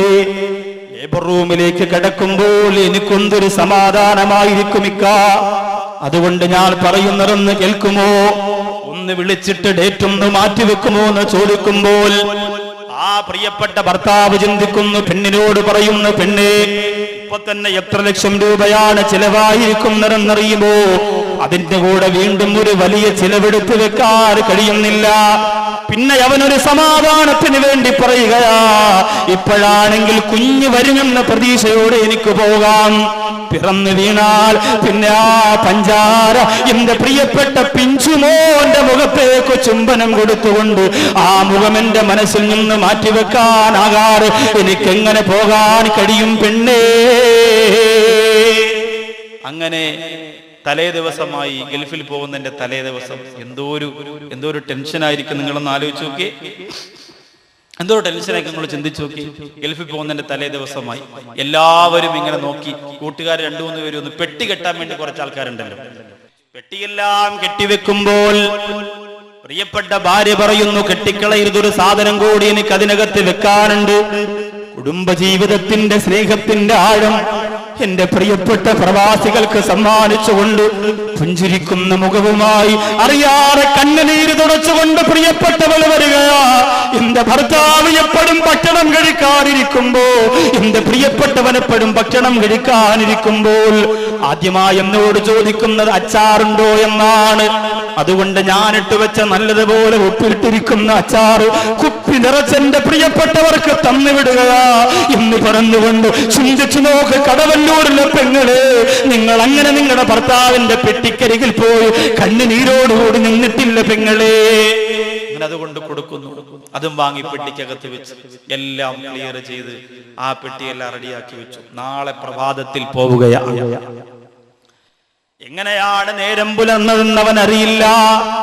പാന്റ് ഇങ്ങനെ തേച്ചു വെച്ചിരിക്കുന്നു, ഷൂ ഇങ്ങനെ എടുത്തു വെച്ചിരിക്കുന്ന, ഷർട്ടെല്ലാം ഉടയാതെ ഭാര്യ അടുക്കി വെക്കുമ്പോഴും ആ പ്രിയപ്പെട്ടവളെ കണ്ണുനീരിങ്ങനെ തുടയ്ക്കുകയാ. മനസ്സുവല്ലാതെ വിതുമ്പി പൊട്ടിപ്പോകുന്നത് കൊണ്ട് പ്രിയതമൻ തന്റെ ഭാര്യയോടൊന്നും ചോദിക്കുന്നില്ല. സുബ്ഹാനല്ലാഹ്, ഉടൻ തന്നെ തന്റെ പ്രിയപ്പെട്ട മക്കളെ അരികിലേക്ക് വിളിക്കുകയാ. വേദനിക്കുന്ന ഗൾഫുകാരന് ഇതിനപ്പുറം ഒരു വേദനയുണ്ടോ പ്രിയപ്പെട്ടവരെ? ഇതിനപ്പുറം ഒരു വേദന പറയാനുണ്ട് സഹോദരങ്ങളെ. മക്കൾ അടുത്ത് വന്ന് നിൽക്കുമ്പോ ആ മക്കളെ തന്റെ നെഞ്ചോട് ചേർത്ത് വെച്ചിട്ട് ആ പ്രിയപ്പെട്ട സാധുവാന സഹോദരൻ പറയുന്നു, മക്കളെ നിങ്ങൾ തല്ലുകൂടരുത്. അപ്പച്ചി പോവുകയാണ്, തല്ലുകൂടരുത്, സൂക്ഷിച്ച് നടക്കണം, ഇക്കാനുമായി വഴക്കുകൂടരുത്. മദ്രസയിൽ പോകണം, സ്കൂളിൽ പോകണം, 8 മണിക്ക് വാഹനം വരുന്നതിന് മുമ്പ് ഒരുങ്ങി നിൽക്കണേ. ഉമ്മായ പിണക്കല്ലേ, ഉമ്മാരെ ഒന്ന് തല്ല് വാങ്ങല്ലേ. അങ്ങനെ ഓരോ ഉപദേശങ്ങൾ കൊടുത്തിട്ട് മക്കളെ കണ്ണുനീരോടുകൂടി ആ മക്കളെ വാരി പുണർന്നുകൊണ്ട് ചുംബിക്കുകയാ പ്രിയപ്പെട്ടവര്. അത് കഴിയുമ്പോഴോ തന്റെ പ്രിയപ്പെട്ട ഭാര്യയുടെ മുമ്പിലേക്ക് വരികയാ. ഓരോ കാര്യങ്ങൾ അങ്ങനെ ഏൽപ്പിച്ചു കൊടുക്കുകയാ. ഗൾഫുകാര, ഇതുപോലെയല്ലേ നീ ഗൾഫിലേക്ക് പോകുന്നത്? ഇതുപോലെയല്ലേ നീ ഗൾഫിലേക്ക് പോകുന്നത്? സങ്കടത്തോടുകൂടി പറയുകയാ, അടുത്ത മാസം എന്ന സഹോദരൻ വരുമ്പോ കൊടുക്കാനുള്ള കാശാണിത്, മറ്റെടുത്തടയ്ക്കാനുള്ള അഡ്രസ്സാണിത്, ഇത് അവിടുത്തെ നമ്പരാ, ഇവിടുത്തെ നമ്പരാ, ഇതങ്ങനെ ചെയ്യണം, ഇതിങ്ങനെ ചെയ്യണമെന്ന് പറഞ്ഞ് കാര്യങ്ങളൊക്കെ നിന്റെ പ്രിയപ്പെട്ട ഭാര്യ ഏൽപ്പിക്കുമ്പോ വീടിന്റെ ഹാളിൽ നിന്ന് ഒരാൾ വിളിച്ചു പറയുകയാ. വീടിന്റെ ഹാളിൽ നിന്ന് ഒരാൾ പറയുന്നു, മോനെ സമയായി, വണ്ടി വന്നു, ഉസ്താദും വന്നു, ഫാത്തിഹ ഓതാൻ പോവാ. അങ്ങനെ ഒരു ശൈലി ഉണ്ടാവണം, അതിനു വേണ്ടിയിട്ടാണ് ഞാൻ പറഞ്ഞു. ഇന്ന് അങ്ങനെയൊന്നുമില്ല. ഉസ്താദ് വന്നു എന്ന് പറയുമ്പോൾ ആദ്യം അവന്റെ നെഞ്ചൊന്നിടിക്കുകയാണ്. ഒരു സഹോദരൻ എന്നോട് പറഞ്ഞത്, ഉസ്താദെ പോത്തിനെ അറുക്കണ സങ്കടമാണ് ഞാൻ ഗൾഫിൽ പോകാൻ ഇറങ്ങുമ്പോൾ. കാരണം പേന്റ് എടുത്തിട്ട് ഷൂ ഇട്ട് റെഡിയായിട്ട് നിൽക്കുമ്പോൾ ഭാര്യ ഒരു ഗ്ലാസ് വെള്ളം കൊണ്ട് തരും. പോത്തിന് അറക്കണതിന് മുമ്പ് വെള്ളം കൊടുക്കണ പോലെ. അത് വാങ്ങിച്ചങ്ങോട്ട് കുടിക്കുമ്പോൾ അവിടെ അൽ ഫാത്തിഹ അതും കുടിച്ചുകൊണ്ട് മുമ്പ് പോയിരിക്കും. ഉസ്താദെ ഫാത്തിഹ ഞാൻ ബിസ്മി പറയാൻ മുമ്പ് അവിടെ ഓതി തരും. എൻ്റെ നെഞ്ച് കത്തുക. എന്തൊരവസ്ഥ. അവരൊക്കെ അങ്ങനെയാണ് ചിന്തിക്കുന്നത്. ഓരോ ഗൾഫുകാരും ചിന്തിക്കുന്നത് അങ്ങനെയാണ്. അങ്ങനെ ഉസ്താദ് ഫാത്തിഹ ഓതുമ്പോൾ വാതിലിന് മറവിൽ നിന്നുകൊണ്ട് പ്രിയപ്പെട്ടവൾ ഇങ്ങനെ എത്തി നോക്കുകയാണ്. എന്നിട്ട് തന്റെ തലയിൽ കിടക്കുന്ന തട്ടം കൊണ്ട് കണ്ണുനീര് തുടയ്ക്കുകയാണ്, മൂക്കു തുടയ്ക്കുകയാണ്, ആമീൻ പറയുകയാണ്. അല്ലാഹുവേ, നല്ലൊരു വീട് വെക്കണം, എന്റെ പ്രിയപ്പെട്ട മക്കൾക്ക് ഉന്നത വിദ്യാഭ്യാസം കൊടുക്കണം, സുഖമില്ലാതെ കിടക്കുന്ന എന്റെ പ്രിയപ്പെട്ട ഭർത്താവിന്റെ ഉമ്മാക്ക് മരുന്ന് വാങ്ങണം, എല്ലാവരെയും പോലെ സന്തോഷത്തോടെ ഈ പാവപ്പെട്ടവർക്കും ജീവിക്കണമല്ലോ എന്ന് പറഞ്ഞുകൊണ്ട് ആമീൻ പറയുകയാണ്, ആമീൻ പറയുകയാണ്. പിന്നെ സുബ്ഹാനല്ലാഹ്, ആ വീട്ടിൽ നിന്ന് യാത്ര പുറപ്പെടുന്നതിന് മുമ്പ് എല്ലാ വാഹനത്തിലേക്ക് സുഹൃത്തുക്കൾ കൊണ്ടുവെക്കുമ്പോ സുഖമില്ലാത്ത വാപ്പാന്റെ മുമ്പിലേക്ക് ചെല്ലുകയാണ്. പ്രിയപ്പെട്ട വാപ്പ തന്റെ കൈയെടുത്ത് വെച്ചുകൊണ്ട് പൊന്നുമോന്റെ തലയിലേക്ക് വെക്കുകയാണ്. ആ പൊന്നുമോന്റെ തലയിലേക്ക് വെച്ചുകൊണ്ട് മോനെ സന്തോഷത്തോടുകൂടി പോയിട്ടവാ എന്ന് പറഞ്ഞുകൊണ്ട് നിറകണ്ണുകളോടെ യാത്രയാക്കുമ്പോ സുബ്ഹാനല്ലാഹ്, ആ പ്രിയപ്പെട്ട സഹോദരൻ യാത്ര പുറപ്പെടുകയാണ്. ഇവിടെയും നമുക്ക് ബഹുമാനപ്പെട്ട തടവ ഉസ്താദിന്റെ ചിന്തകളിലേക്ക് മടങ്ങി വരാം. ഒറ്റയ്ക്ക് നീ സഫറിന് പോകരുതെന്ന സഫറിന്റെ ചെറുത്തും നോക്കിയിടും അതിലൊന്നാ. വ്യാഴാഴ്ച സഫറിന് നല്ലതാണെന്നുണ്ടേ, അതുപോലെ ശനിയും തിങ്കളും എന്നുണ്ടേ. അതിരാവിലെ പോകുന്നത് ഖദ് സുന്ന, സുഹൃത്തുക്കളെ അതിലാണ് ബറകത്തെന്ന. അങ്ങനെ യാത്ര പുറപ്പെടുന്ന ഗൾഫുകാരനോട് ഇസ്ലാം ഒന്ന് രണ്ട് കാര്യങ്ങൾ പറയുക. ഒന്ന്, കഴിവിന്റെ പരമാവധി നീ ഒറ്റയ്ക്ക് പോകാതിരിക്കുക എന്നാണ്. ഇപ്പൊ ഗൾഫിലേക്ക് പോകുമ്പോ ഇപ്പൊ കൂട്ടുകാരെ മുഴുവനും കൊണ്ടുപോകാൻ പറ്റും, അത് കഴിയൂല. രണ്ടോ മൂന്നോ പേരെ കൊണ്ടുപോകാൻ പറ്റൂലല്ലോ. അങ്ങനെ ഒരു വിസയാണെങ്കിൽ ഒരു കടയിൽ നിൽക്കാൻ ഇപ്പൊ ഒരു 3 പേര് വേണം, 4 പേര് വേണം, അങ്ങനെയാണെങ്കിൽ കുഴപ്പമില്ല. ഇതിപ്പോ ഒരാൾ കഷ്ടപ്പെട്ട് അവൻ തന്നെ കഷ്ടപ്പെട്ട് ത്യാഗം ചെയ്ത് 50,000 രൂപ ഉണ്ടാക്കിയ പോണേ, അതിന്റെ കൂടെ ബാക്കിയുള്ളവരെ കൊണ്ടുപോകാൻ പറ്റൂല. അതുകൊണ്ട് നീ ആ വിഷയത്തിൽ സങ്കടപ്പെടണ്ട. യാത്ര പോകുമ്പോ കൂടെ കൂടെ ആളുണ്ടായിരിക്കുന്നത് നല്ലതാ, ഒറ്റയ്ക്ക് പോകുന്നത് ശരിയല്ല. ഇനി പോകാൻ ഏറ്റവും നല്ല ദിവസം ഏതാ? 3 ദിവസമാണ് ഹദീസുകൾ പറയുന്നത്. ഒന്ന് വ്യാഴാഴ്ചയാണ്, വ്യാഴാഴ്ചയാണ്. അല്ലാഹുവിന്റെ ഹബീബ് നബി മുഹമ്മദ് മുസ്തഫ സല്ലല്ലാഹു അലൈഹി വസല്ലമ തങ്ങൾ ഏറ്റവും അധികം ഇഷ്ടപ്പെട്ടിരുന്ന വ്യാഴാഴ്ച ദിവസം യാത്ര ചെയ്യാനാണ്. അത് കഴിഞ്ഞാൽ വ്യാഴാഴ്ച ദിവസം ചിലപ്പോൾ നിനക്ക് പോകാൻ ശരിയായില്ലെങ്കിൽ അതുപോലെ ശനിയും തിങ്കളും എന്നുണ്ടേ. ശനിയാഴ്ച ദിവസം യാത്രയ്ക്ക് നല്ലതാ. ചിലപ്പോൾ പറയും ശനിയാഴ്ച അല്ലേ, അത് കൂടുതൽ അഴുക്ക ദിവസമാ എന്ന് പറഞ്ഞ് പോകാതിരിക്കണേ. ശനിയും നല്ല ദിവസമാ, തിങ്കളും നല്ല ദിവസമാ, വ്യാഴവും നല്ല ദിവസമാ. ടിക്കറ്റ് കൺഫേം ചെയ്യുമ്പോൾ ഗൾഫുകാര് അങ്ങനെ ശ്രദ്ധിക്കുന്നത് നല്ലതാണ്.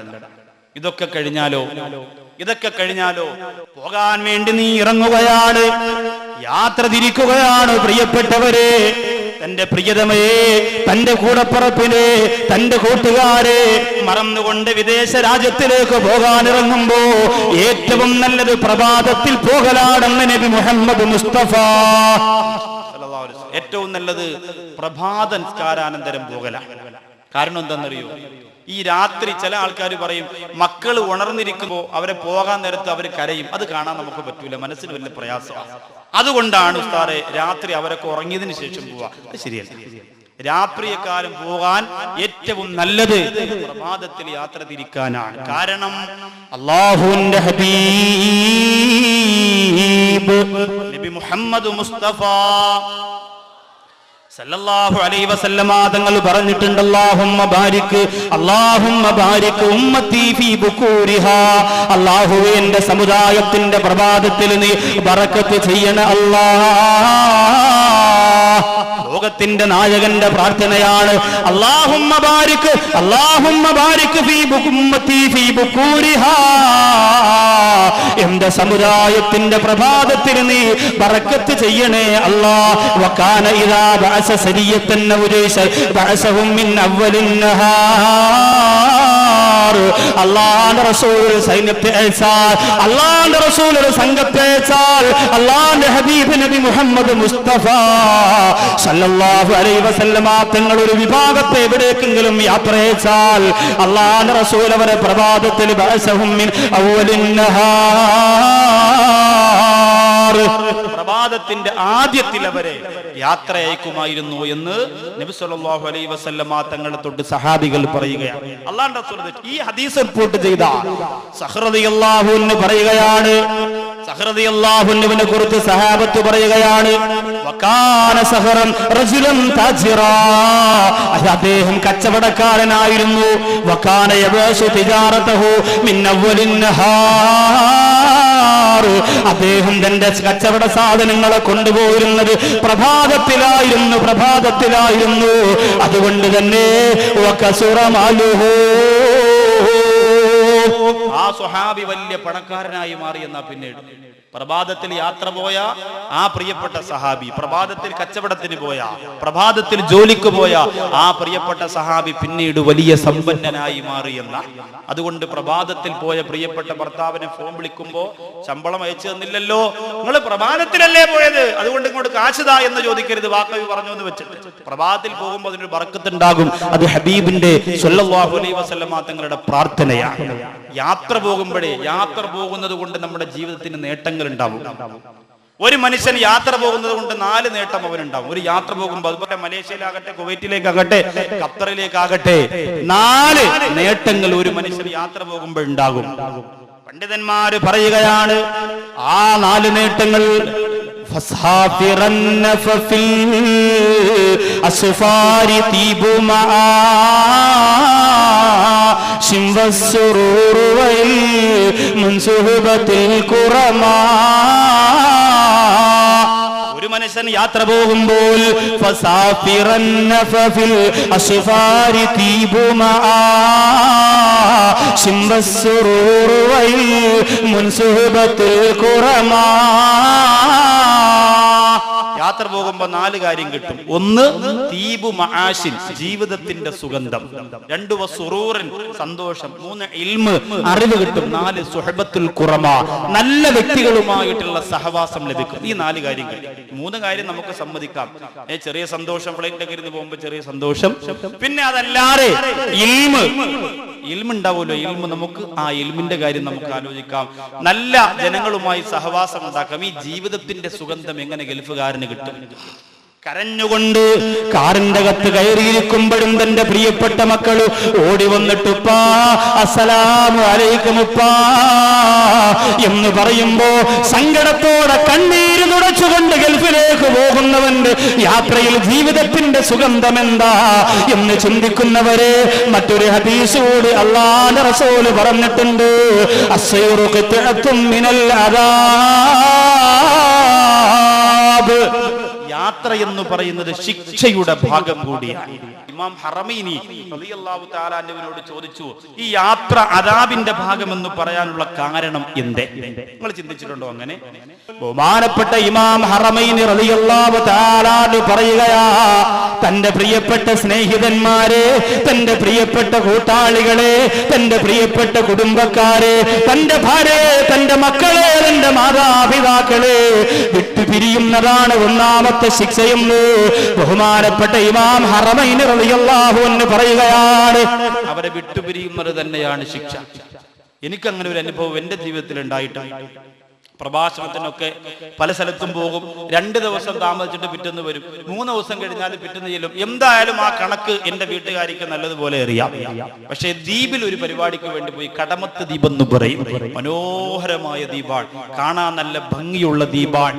ദ്വീപുകളിൽ വെച്ച് ദ്വീപുകളിൽ വെച്ച് സൗന്ദര്യമല്ലാതെ പടച്ചതമ്പുരാൻ കൊടുത്തിരിക്കുന്ന മനോഹരമായ കടമത്ത് ദ്വീപാണ്.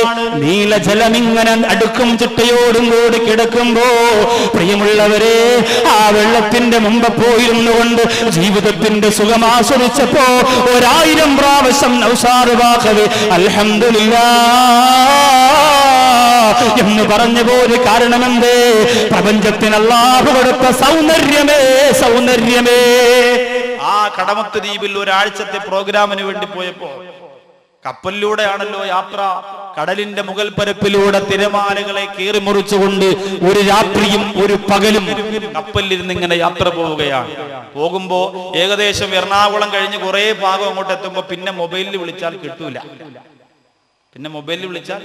അപ്പൊ അവസാനമായിട്ട് റേഞ്ച് എന്റെ കൂട്ടുകാർ പറഞ്ഞു, ഉസ്താദേ ഇനി ഒരു അരമണിക്കൂറുടെ കഴിഞ്ഞാൽ പിന്നെ വീട്ടിൽ വിളിക്കാൻ പറ്റൂല, അതുകൊണ്ട് ലാസ്റ്റ് വിളിച്ചോ. ഞാൻ പറഞ്ഞു നാക്കെടുത്ത് വളയ്ക്കാൻ, കടലിന്റെ മധ്യ ലാസ്റ്റ് വിളിക്കാൻ.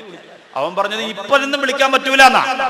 ഞാനിവിടെ ആദ്യമായിട്ട് കയറിയില്ലേ കപ്പലിൽ, അറിയാന്നുള്ള വൈത്തൊക്കെ ചൊല്ലി ഇങ്ങനെ ഇരിക്കാൻ.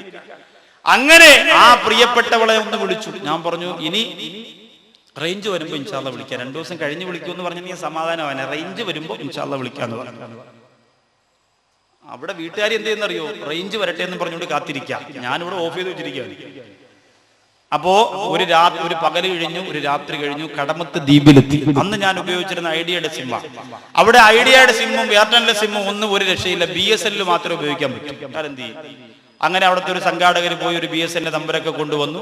ആ നമ്പരൊക്കെ ഇതിനകത്തോട് കയറ്റി എന്റെ വീട്ടിൽ എന്റെ പ്രിയപ്പെട്ടവളെ വിളിച്ചപ്പോഴുണ്ടല്ലോ ആദ്യത്തെ ഒരു 5 മിനിറ്റ് നിശബ്ദമായി. എന്തേ എന്റെ പ്രിയപ്പെട്ടവരെ, കടലിന്റെ മുകളിലൂടെയുള്ള യാത്ര കഴിഞ്ഞ് പ്രിയപ്പെട്ടവന്റെ ആദ്യത്തെ സംഭാഷണം കേട്ടപ്പോൾ അകന്നു നിന്നതിന്റെ വേദന മലപ്പുറത്ത് പ്രസംഗത്തിന് പോകുന്ന പോലെയാണോ, കോഴിക്കോട് പ്രഭാഷണത്തിന് പോകുന്ന പോലെയാണോ? ഒരാഴ്ച കിടന്ന് മടങ്ങി വന്നാൽ ആ സമയത്ത് സങ്കടമില്ല പ്രിയപ്പെട്ടവരെ, സങ്കടമില്ല. ഇതെവിടെയാണ് പോയിരിക്കുന്നതല്ല? 4 ഭാഗത്ത് ചുറ്റും കടലാര ഏകദേശം 13 കിലോമീറ്ററുകൾ മാത്രമുള്ള കടമത്ത് ദ്വീപിലേക്കല്ലേ പോയിരിക്കുന്നത്? അല്ലാഹുവേ, ആ ചിന്ത ഇങ്ങനെ മനസ്സിനെ വല്ലാതെ മീറിപ്പുകച്ചുകൊണ്ടിരുന്നപ്പോഴാ ഫോണ് വരുന്നേ. സങ്കടം കൊണ്ട് സംസാരിക്കാൻ കഴിഞ്ഞില്ല. ഇമാമുനാ ഹറമൈനി റളിയല്ലാഹു അൻഹു പറയുകയാ, യാത്ര ശിക്ഷയുടെ ഭാഗമാകുന്നത് എങ്ങനെയെന്നറിയോ? ഭാര്യയെ പിരിയുമ്പോഴാ, മക്കളെ പിരിയുമ്പോഴാ, കുടുംബക്കാരെ പിരിയുമ്പോഴാ, അവരെല്ലാം പിരിഞ്ഞുകൊണ്ട് ദൂരേക്ക് യാത്ര പോകുമ്പോ ഹിത്വത്തും മിനല്ലറാബ്, അതൊരു ശിക്ഷയുടെ ഭാഗം തന്നെയാണ്. അല്ലാഹുവിന്റെ പരിശുദ്ധ ഖുർആനിൽ ഇങ്ങനെ ഒരു യാത്ര പോയ മനുഷ്യനുണ്ട്. ഗൾഫിലേക്കാണ് എന്ന് നിങ്ങൾ കണക്കാക്കണ്ട, ഗൾഫിൽ തന്നെ നടന്ന കാര്യമാണ്. പരിശുദ്ധ ഖുർആൻ പരിശോധിച്ചാൽ കാണാം. പ്രിയപ്പെട്ട ഭാര്യയോട് ഞാൻ പോയിട്ട് വരട്ടെ, പ്രിയപ്പെട്ട കുഞ്ഞിനെ വാരിപ്പുണർന്നുകൊണ്ട് പൊന്നുമോനെ ഉപ്പ പോവുകയാണ്. ഏതു പ്രവാചകനാണങ്ങനെ പറഞ്ഞത്? അറിയുമോ നിങ്ങൾക്ക്? ആയിരക്കണക്കാണ് പ്രിയപ്പെട്ട സഹോദരങ്ങളെ, പോസ്റ്റർ കാണുമ്പോ ഓടി വന്നുകൊണ്ട് ഈ സരസിൽ വന്നിരുന്നുകൊണ്ട് പഠിക്കാനൊന്നുമില്ലെങ്കിലും മനസ്സ് നിറന്നുകൊണ്ട് ദുആ ചെയ്യുമ്പോ അതിലൊന്ന് ആമീൻ പറയാമല്ലോ എന്ന് കരുതിയിട്ട് ഓടിയെത്തുന്ന എന്റെ പ്രിയപ്പെട്ട സഹോദരങ്ങളെ, ഏത് പ്രവാചകനാണ് പ്രിയപ്പെട്ട ഭാര്യയെ മാറ്റിവെച്ചുകൊണ്ട്, മോനെ മാറ്റിവെച്ചുകൊണ്ട് അവരോട് സലാം പറഞ്ഞുകൊണ്ട് യാത്ര പോയ പ്രവാചകനേതാ? കയ്യിലേക്ക് പോകുമ്പോൾ എത്ര ലക്ഷക്കണക്കിന് ജനങ്ങളാണ് അല്ലാഹുവേ ആ പരിശുദ്ധ കഅബാലയത്തിന്റെ മുറ്റത്ത് നിൽക്കുന്നത്. ഇന്ന അവല ബൈത്തിൻ വുലിഅ ലിന്നാസ് ലല്ലദീ ബിബക്കാ. ഈ ലോകത്തെ ഇബാദത്തിന് വേണ്ടി, ആരാധനയ്ക്ക് വേണ്ടി അല്ലാഹു പടച്ചതമ്പരോ ഇസ്ലാമിന്റെ ചൈതന്യം പൂർണ്ണമായി വാരിപ്പുണർന്നുകൊണ്ട് നിർമ്മിക്കപ്പെട്ട 1ാമത്തെ ഭവനമേ കഅബ. പരിശുദ്ധ മക്കയിലേക്ക്, മദീനയിലേക്ക് പോലെ പ്രിയപ്പെട്ട വിശ്വാസികളുടെ മനസ്സിന്റെ അകത്തളത്തില് ജീവിച്ചുകൊണ്ടിരിക്കുന്ന രാജകുമാരനെ ഖലീലുല്ലാഹി ഇബ്രാഹിം നബി അലൈഹിസ്സലാം തന്റെ പ്രിയപ്പെട്ട ഭാര്യയോടും പൊന്നുമോനോടും യാത്ര പറഞ്ഞുകൊണ്ട് പോവുകയാണ്. കടവല്ലൂര് ഭർത്താവ് ഗൾഫിലേക്ക് പോകുമ്പോ യാത്ര പറഞ്ഞ് വാഹനം തന്റെ കാമ്പൗണ്ടിൽ നിന്ന് പിരിഞ്ഞു പോകുമ്പോ റൂമിന്റെ അകത്തേക്ക് പോയി കമഴ്ന്ന് കിടന്നുകൊണ്ട് പൊട്ടിക്കരയും പറയുന്ന കടവല്ലൂരിലെ പെണ്ണേ, അന്ന് ഖലീലുല്ലാഹി ഇബ്രാഹിം നബി അലൈഹിസ്സലാമിന്റെ ഭാര്യ ചോദിച്ചതാ, അല്ലാഹു അറിയിച്ചത് പ്രകാരമാണോ താങ്കൾ പോകുന്നത്? അതേ എന്ന് സമ്മതം മൂളി. എന്നിട്ട് ബഹുമാനപ്പെട്ടവര് പറഞ്ഞതെന്താ? റബ്ബനാ ഇന്നി അസ്കന്തു മിൻ ദുർരിയതി, അല്ലാഹുവിന്റെ പൊന്നുമോനെ ഞാൻ താമസിപ്പിക്കുകയാണ്. അല്ലാഹുവേ, ഒന്നുമില്ല പടച്ചവരെ, നീയല്ലാതെ ആരുമില്ല. ബൈത്തുൽ മുഹറമിന്റെ ഭാഗത്തിന്റെ പ്രിയപ്പെട്ടവളെയും കുഞ്ഞിനെയും ഇട്ടിട്ട് ഞാൻ നിന്നെ എല്ലാം ഏൽപ്പിച്ചുകൊണ്ട് പോവുകയാണ് പടച്ചവര്. ആധുനിക കാലഘട്ടത്തിലെ ഗൾഫുകാര് മറന്നുപോലെ ഒരു രംഗമാണിന് പറയാൻ പോകുന്നേ. ഭാര്യയെ കെട്ടിപ്പിടിച്ചുകൊണ്ട് യാത്ര ചോദിക്കുമ്പോ, മക്കളെ വാരിപ്പുറന്നുകൊണ്ട് യാത്ര ചോദിക്കുമ്പോ, പള്ളിയിലെ ഉസ്താദ് വന്നിരുന്ന് ഫാത്തിഹ ഓതുമ്പോ ആർക്കാനും വേണ്ടി ഓർക്കാനിക്കുന്നത് പോലെ ഒരാമീ പറഞ്ഞിട്ട് പോകുന്നത് കൊണ്ടായില്ല. നിന്റെ ഭാര്യ അല്ലാഹുവെ ഏൽപ്പിക്കണം മോനെ, നിന്റെ പ്രിയപ്പെട്ട മക്കളെ അല്ലാഹുവെ ഏൽപ്പിക്കണം ചെറുപ്പക്കാരാ, നിന്റെ കുടുംബത്തെ അല്ലാഹുവെ ഏൽപ്പിക്കണം മോനെ. ഇല്ലെങ്കിൽ വരാൻ പോകുന്ന ഭവിഷ്യത്ത് എത്ര വലുതാണെന്നറിയോ? അല്ലാഹുവിന്റെ പരിശുദ്ധ ഖുർആനിന്റെ സൂറത്ത് സുഹ്റുഫ് പറയുകയാണ്, അത്ഭുതകരമായ ആയത്താണ്, ഞാൻ വല്ലാതെ ഞെട്ടിത്തെറിച്ചു പോയ ആയത്താണ്. ഓരോ ഗൾഫുകാരൻ മനസ്സുകൊണ്ട് താലോലിക്കേണ്ട ആയത്താ. വിദേശ രാജ്യത്ത് പറക്കാൻ മോഹിക്കുന്ന, മാസത്തിൽ 3 പ്രാവശ്യം കടൽ കടന്നു പോകുന്ന, വർഷത്തിൽ 10 പ്രാവശ്യം കടൽ കടന്നു പോകുന്ന പ്രവാസികളുടെ മനസ്സിന്റെ കത്ത് പതിഞ്ഞിരിക്കാനുള്ള ആയത്താ. അല്ലാഹുവിന്റെ പരിശുദ്ധ ഖുർആനിന്റെ സൂറത്ത് സുഹ്റുഫ് പറയുകയാ, വല്ലദീ ഖലഖൽ അസ്വാജ കുല്ലഹാ വജഅല ലക്കും മിനൽ ഫുൽകി വൽ അൻആമി മാ തർകബൂൻ. നിങ്ങൾക്ക് സഞ്ചരിക്കാനുള്ളതിന് അല്ലാഹു പടച്ച തമ്പുരാൻ നിങ്ങൾക്ക് ആക്കി തന്നിരിക്കുകയാ. ആ വാഹനത്തിന്റെ മുകളിൽ നിങ്ങൾ സ്ഥിരതയാകാൻ വേണ്ടി അല്ലാഹു പടച്ച തമ്പുരാന്റെ നിഅമത്തിനെ ആലോചിക്കാൻ വേണ്ടി, ചിന്തിക്കാൻ വേണ്ടി അല്ലാഹു തന്നിരിക്കുകയാ. എന്നിട്ട് അല്ലാഹു പറയുകയാ, ആ വിപുലമായ വാഹനത്തിന്റെ അകത്തേക്ക് നിങ്ങൾ കയറുമ്പോ വതഖൂലൂ സുബ്ഹാനല്ലദീ സഖറ ലനാ ഹാദാ വമാ കുന്നാ ലഹു മുഖ്രിനീൻ വഇന്നാ ഇലാ റബ്ബിനാ ലമുഖ്നിബൂൻ. ഇത് അള്ളാഹുവിന്റെ പരിശുദ്ധ ഖുർആനിന്റെ ആയത്താണ്, വെറും ഒരു ദിക്റല്ല. ഈ ആയത്തിനെ ചില ആൾക്കാർ ബൈക്കിന്റെ ചോട്ടിൽ ഇങ്ങനെ ഒരു യന്ത്രത്തിൽ ഘടിപ്പിച്ചിട്ട് ഇങ്ങനെ വെക്കലുണ്ട്. ഖുർആൻ ബൈക്ക് സ്റ്റാർട്ട് ചെയ്യുമ്പോൾ അവന്റെ താഴ്ഭാഗത്തിരുന്നു കൊണ്ട് ഇത് ഖുർആനിനെ കളിയാക്കല. അത് ഏതെങ്കിലും വണ്ടിയിൽ ഉണ്ടെങ്കിൽ ദയവ് ചെയ്ത് ഇന്നത്തെ രാത്രിയോടുകൂടി ഇൻഷാ അല്ലാഹ് എടുത്തു മാറ്റണം. അത് നിന്റെ തലയെ വെച്ചുകൊണ്ട് വെക്കും. അത് അതിന്റെ മുകളിൽ കയറിയിരിക്കാൻ നീ ആളായിട്ട് പണവും പവറും ഒക്കെ വരും, പലതും ലോകം കണ്ടുപിടിക്കും. അതിന്റെ മുകളിൽ കയറിയിരുന്നു കൊണ്ട് വാഹനം ഓടിക്കാൻ എന്റെ പ്രിയപ്പെട്ടവരെ നമ്മൾ ആളായിട്ടില്ല. നമ്മൾ ബൈക്കിന്റെ അകത്തേക്ക് ഒരു കാലം കൊണ്ടെടുത്ത് വെക്കി വെക്കുമ്പോ ന്യൂട്രൽ ആകുമ്പോ അതിന്റെ അടിയിൽ നിന്ന് സുബ്ഹാനല്ലദീ സഖറ ലനാ ഹാദാ വമാ കുന്നാ ലഹു മുഖ്രിനീൻ. അത് ശരിയാണ്. ഖുർആൻ പറയുന്നത് ഈ പറയാൻ വേണ്ടിയാണ്. സുബ്ഹാനല്ലദീ സഖറ ലനാ ഹാദാ വമാ കുന്നാ ലഹു മുഖ്രിനീൻ വഇന്നാ ഇലാ റബ്ബിനാ ലമുൻഖനിബൂൻ. ഈ പറയുന്നതിൽ ഒരു അത്ഭുതമുണ്ട്. ബഹുമാനപ്പെട്ട ഇമാമുന റാസി റളിയല്ലാഹു അൻഹു തന്റെ തഫ്സീറിൽ അത് പറഞ്ഞു തരികയാണ്. സുബ്ഹാനല്ലദീ സഖറ ലനാ ഹാദാ വമാ കുന്നാ ലഹു മുഖ്രിനീൻ. അല്ലാഹുവേ, നീ ഞങ്ങൾക്ക് കീഴ്പ്പെടുത്തി തന്ന ഈ വാഹനം ഞങ്ങളെ കൊണ്ട് നിന്നും കഴിയൂല, ഞങ്ങളതിൽ യാത്ര ചെയ്യാൻ പോവാണ്. ഇന്നാ ഇലാ റബ്ബിനാ ലമുൻഖലിബൂൻ.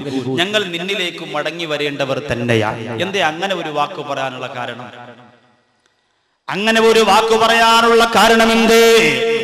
ബഹുമാനപ്പെട്ട ഇമാമനാ റാസി റളിയല്ലാഹു തആല അൻഹു പറയുകയാ, പ്രിയപ്പെട്ടവരെ, യാത്രയെന്ന് പറയുന്നത് മരണത്തിലേക്കുള്ള, മരണത്തിന്റെ പല മുഖങ്ങളുടെ ഒരു മുഖമാണ് യാത്ര. മരണത്തിന്റെ പല മുഖങ്ങളുടെ ഒരു മുഖമാണ് യാത്ര. വഇന്നാ ഇലാ റബ്ബിനാ ലമുൻഖലിബൂൻ. അല്ലാഹുവേ, ഞങ്ങൾ നിന്നിലേക്ക് മടങ്ങേണ്ടവരാണ് അല്ലാഹ്. മരണത്തിലേക്കുള്ള ഒരു വാതിൽ തന്നെയാണ് യാത്ര. മരണചിന്ത യാത്രക്കാരന്റെ മനസ്സ് നിറച്ച് എപ്പോഴും ആ മരണചിന്ത ഉണ്ടായിരിക്കണം. സദാസമയവും ആ മരണചിന്ത ഉണ്ടായിരിക്കണം. അതിനാണ് ഈ ദുആ പറയാൻ അല്ലാഹുവിന്റെ പരിശുദ്ധ ഖുർആൻ ഓർമ്മപ്പെടുത്തുന്നത്. എത്രയോ ഗൾഫിലേക്ക് പോയവരുടെ മയ്യിത്തല്ലേ പുറത്തേക്ക് നാട്ടിലേക്ക് പിന്നെ കൊണ്ടുവന്നത്. അല്ലാഹുവേ, ഈ ശബ്ദം ശ്രവിക്കുന്ന ഗൾഫിലേക്ക് പോകാൻ ആഗ്രഹിക്കുന്നവര്, ലീവിന് വന്നിരിക്കുന്നവര്, അടുത്ത ലീവിന് വരുമ്പോ മക്കളെ ബാഗ് കൊണ്ടുവരാ, അടുത്ത ലീവിന് കൊണ്ടുവരുമ്പോ കളിപ്പാട്ടങ്ങൾ കൊണ്ടുവരാ, അടുത്ത ലീവിന് വരുമ്പോ സൗദി അറേബ്യയുടെ ഏറ്റവും നല്ല പർദ്ദ കൊണ്ടുവരാ എന്നെല്ലാം പറഞ്ഞ് മോഹിപ്പിച്ചുകൊണ്ട് വിദേശ രാജ്യത്തിലേക്ക് പറന്നു പോകുന്ന പാവപ്പെട്ട സഹോദരങ്ങളുടെ മയ്യത്ത് അല്ലാഹുവേ പെട്ടിയിലടച്ചുകൊണ്ട് തിരിച്ചുകൊണ്ട് വരുന്ന രംഗം വരുത്തല്ല അല്ലാ, വരുത്തല്ല അല്ലാ, വരുത്തല്ല അല്ലാ. സാധുവാഹവി ദുആ ചെയ്യാൻ മറക്കൂല. കാരണം എത്രയോ മദ്രസകൾക്ക് വേണ്ടി സുറക്ക ചോദിക്കുമ്പോ എണീറ്റ് നിൽക്കുന്നത് ഗൾഫുകാരാ, പ്രവാസികളാണ്. പള്ളി മിനാരങ്ങൾക്ക് കാശ് കൊടുക്കുന്നത്, ആണ്ട് നേർച്ചകൾക്ക് ചോറ് വെച്ചു കൊടുക്കുന്നത്, അനാഥ മക്കൾക്ക് കെട്ടിടം കെട്ടിക്കൊടുക്കുന്നത്, ക്യാൻസർ രോഗികളെ സഹായിക്കുന്നത്. അൽഹംദുലില്ലാഹ്, ആ സംരംഭങ്ങളില്ല മുൻപന്തിയിൽ നിൽക്കുന്ന എന്റെ പാവപ്പെട്ട പ്രവാസികളെ മറക്കാ. എന്റെ പ്രിയപ്പെട്ടവരെ, ഈ സാധുവായ നൗഷാദ് വാക്കവിക്ക് സാധ്യമല്ല. അതുകൊണ്ട് തന്നെ പറയുന്ന മരണമോർക്കാർ യാത്ര ചെയ്യില്ല ചെറുപ്പക്കാരാ. എന്റെ പ്രിയപ്പെട്ട കൊല്ലം ജില്ലയുടെ കരുനാഗപ്പള്ളിയിൽ ഓച്ചിറക്കടുത്ത് 3 സഹോദരങ്ങളെ കൊണ്ടുവന്നടക്കിയത് ഞാൻ മറന്നുപോയില്ല. എന്തൊക്കെ സ്വപ്നങ്ങളുമായിട്ട് പോയവരാ, എന്തൊക്കെ ആഗ്രഹങ്ങളുമായിട്ട് പോയവരാ, എന്തൊക്കെ ആശകളും തലയിൽ ചുമന്നുകൊണ്ട് പോയവരാ. കുടുംബത്തെ വളർത്താൻ, കുടുംബത്തെ പോറ്റാൻ, അവരെ കണ്ണീര് മാറ്റാൻ, അവരെ സങ്കടം തീർക്കാൻ ഒരുപാട് കഷ്ടപ്പെട്ടുകൊണ്ട് യാത്ര പോയ ആ 3 സഹോദരങ്ങൾ റാസൽ കൈമയിൽ വെച്ച് വാഹനാപകടത്തിൽപ്പെട്ടിട്ട് ആ 3 പേരുടെ മയ്യത്ത് ഒരുപോലെ കൊണ്ടുവന്ന് നാട്ടിലടക്കിയപ്പോ എന്നോടൊരു പ്രിയപ്പെട്ട സഹോദരൻ പറഞ്ഞതാ, ഉസ്താദേ, ഗൾഫിലേക്ക് പോകുമ്പോ നമ്മുടെ ലഗേജ് തൂക്കി നോക്കാറുണ്ട്, എത്ര കിലോ എന്ന് നോക്കിയിട്ട് അധിക കാശ് വേണമെങ്കിൽ നമ്മളതിന് കൊടുക്കാറുണ്ട്. പക്ഷേ വിദേശ രാജ്യത്ത് വെച്ച് ഞങ്ങളെങ്ങാനും മരണപ്പെട്ടു പോയാൽ, വിദേശ രാജ്യത്ത് വെച്ച് പ്രവാസികൾ ഒരാൾ മരണപ്പെട്ടു പോയാൽ ആ പ്രിയപ്പെട്ട വിദേശ രാജ്യത്ത് കഴിയുന്ന സഹോദരന്റെ മയ്യത്ത് നാട്ടിലേക്ക് കൊണ്ടുവരാ. സുബ്ഹാനല്ലാഹ്, മയ്യത്തിനെ തൂക്കി നോക്കും ചെറുപ്പക്കാരാ. അല്ലാഹുവേ, ഞങ്ങളുടെ പ്രിയപ്പെട്ട കൂട്ടുകാർക്ക് അങ്ങനൊരു അവസ്ഥ കൊടുക്കല്ല അല്ലാഹ്. ആ മയ്യത്തിനെ തൂക്കി നോക്കും പെങ്ങള്, നിന്നെ വളർത്താ, നിന്റെ മക്കളെ വളർത്താ, നിന്റെ കുടുംബത്തിന്റെ കഷ്ടപ്പാട് മാറ്റാ, എല്ലാം മറന്നുകൊണ്ട് എന്നും ത്യാഗം സഹിക്കാൻ വിധിക്കപ്പെട്ടവനായി, എന്നും കഷ്ടപ്പെടാൻ വിധിക്കപ്പെട്ടവനായി, എന്നും പൊട്ടിക്കരയാൻ വിധിക്കപ്പെട്ടവനായി കേവലം 2 മാസത്തെ ലീവിന് വന്ന് നിൽക്കുമ്പോ ആ മാസത്തിൽ പോലും എത്ര ദിവസമാണ് പെണ്ണ് ആ ഗൾഫുകാരനുമായി നീ പിണങ്ങി കഴിയുന്നത് പൊന്നുമോളെ. ആ പ്രിയപ്പെട്ടവൻ വിദേശ രാജ്യത്ത് വെച്ച് മരണപ്പെട്ടു പോയാൽ അവന്റെ മയ്യത്ത് തന്നെ തൂക്കി നോക്കുകയാ. 1 കിലോക്ക് ഇത്ര രൂപ വെച്ച് 50 കിലോ ഉണ്ടെങ്കിൽ 60 കിലോ ഉണ്ടെങ്കിൽ അതിന്റെ കാശടച്ചിട്ടാണ് ആ പ്രിയപ്പെട്ട പ്രവാസികളുടെ മയ്യത്ത് കൊണ്ടുവരുന്നത്. അല്ലാഹുവേ, ഞങ്ങളുടെ മക്കളെ വളർത്തോ, ഞങ്ങളുടെ ഉമ്മയെ പോറ്റാ, ഞങ്ങളുടെ പ്രിയപ്പെട്ടവരുടെ ആഗ്രഹങ്ങളെ സഫലമാക്കി കൊടുക്കാ. വിദേശ രാജ്യത്ത് കിടന്ന് കഷ്ടപ്പെടുന്ന സഹോദരങ്ങൾക്ക് അങ്ങനെ ഒരു ദുരന്തം കൊടുക്കല്ല അല്ലാഹ്. അതുകൊണ്ട് യാത്ര പുറപ്പെടാൻ നേരം സുബ്ഹാനല്ലദീ സഖറനാ ഹദാ വമാ കുന്നാ ലഹു മുഖ്രിനീൻ, അത് യന്ത്രം പറഞ്ഞാ പോരാ. മിഷ്യം പറഞ്ഞാ പോരാ, നീ പറയണം. എന്നിട്ട് യാത്ര പുറപ്പെടുമ്പോ അല്ലാഹുവിന്റെ റസൂല് പറയുന്നു, ബിസ്മില്ലാഹി തവക്കൽതു അലല്ലാഹ് ലാ ഹൗല വലാ ഖുവത ഇല്ലാ ബില്ലാഹ്. അല്ലാഹുവേ, നിന്നെ ഏൽപ്പിക്കുന്ന പടച്ചവരെ സർവ്വതും. ഞാൻ സഞ്ചരിക്കുന്ന വാഹനത്തിലേക്ക് ഒരു പറവ വന്ന് തട്ടിയാൽ, ഒരു പറവയുടെ ചിറക് വന്ന് തട്ടിപ്പോയാൽ സുബ്ഹാനല്ലാഹ്, അതൊരു വല്ലാത്ത ദുരന്തമായി തീരില്ലേ പ്രിയപ്പെട്ടവരെ? അല്ലാഹുവിനെ ഏൽപ്പിച്ചുകൊണ്ടിറങ്ങുക. എന്തോരവസ്ഥയാണ് പ്രിയപ്പെട്ടവരെ. എന്നോടൊരു പ്രിയപ്പെട്ട സഹോദരൻ പറഞ്ഞതാ, എന്റെ കൂടെ യാത്ര ചെയ്ത് ഫ്ലൈറ്റിൽ നിന്ന് യാത്ര ചെയ്ത കരുനാഗപ്പള്ളി ഭാഗത്തുള്ള ഒരു സഹോദരൻ, ആ ഫ്ലൈറ്റ് അങ്ങനെ ഉയർന്ന മുകൾ ഭാഗത്തേക്ക് പൊങ്ങിയപ്പോ സൈഡിൽ ഇരുന്നുകൊണ്ട് താഴേക്ക് നോക്കിയിട്ട് ആ സഹോദരൻ പറയുന്ന, ഉസ്താദ് കൈവിട്ട കളിയാണ് ഉസ്താദേ, കൈവിട്ട കളിയാ. കാരണം പറന്ന് പൊങ്ങിക്കഴിഞ്ഞു, താഴേന്ന് നോക്കിയാൽ ഇച്ചിരിയേ ഉള്ളൂ. എന്തൊക്കെയാ അതിൻ്റെ അകത്ത്, എത്ര സ്വപ്നങ്ങളാ, എവിടെയൊക്കെ കൊണ്ടുപോകാനുള്ള എത്ര ലഗേജുകളാ, എല്ലാം അതിലാ. കൈവിട്ട കളിയല്ലേ?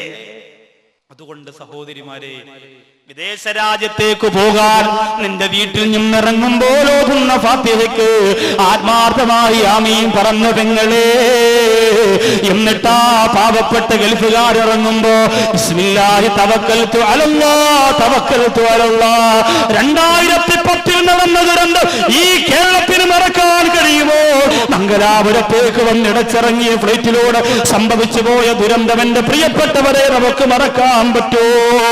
2010 മെയ് മാസം 22-ാം തീയതി 160 പേരെയും കൊണ്ട് യാത്ര ചെയ്തു പോയാ, 160 പേരെയും കൊണ്ട് യാത്ര ചെയ്തു പോയാ, 6 ജോലിക്കാരെയും കൊണ്ട് യാത്ര ചെയ്തു പോയാ, ഒരുപാട് സ്വപ്നങ്ങളും കൊണ്ട് യാത്ര ചെയ്തു പോയ 160 പേരാ. അതിലെത്രയോ മലയാളികളാ തന്റെ പ്രിയപ്പെട്ട മക്കൾക്ക് സ്കൂളിൽ ഉറക്കുമ്പോ കൊടുക്കാ ബാഗ് കൊണ്ടുവരുന്നവരില്ലേ, കുഞ്ഞുടുപ്പ് കൊണ്ടുവരുന്നവരില്ലേ, വസ്ത്രങ്ങൾ കൊണ്ടുവരുന്നവരില്ലേ. ആ പ്രിയപ്പെട്ട മക്കളെ ചെന്ന ഉടനെ എയർപോർട്ടിൽ വന്ന് ഉപ്പാന്ന് വിളിക്കുമ്പോ തന്നെ വാരിയെടുത്തുകൊണ്ട് ഉപ്പിച്ച ആദ്യമെനിക്ക് മുത്തം തരണം ഉപ്പ, ആദ്യമെനിക്ക് മുത്തം തരണം ഉപ്പ എന്ന് പറഞ്ഞുകൊണ്ട് പൊട്ടിക്കരഞ്ഞു പോരാ.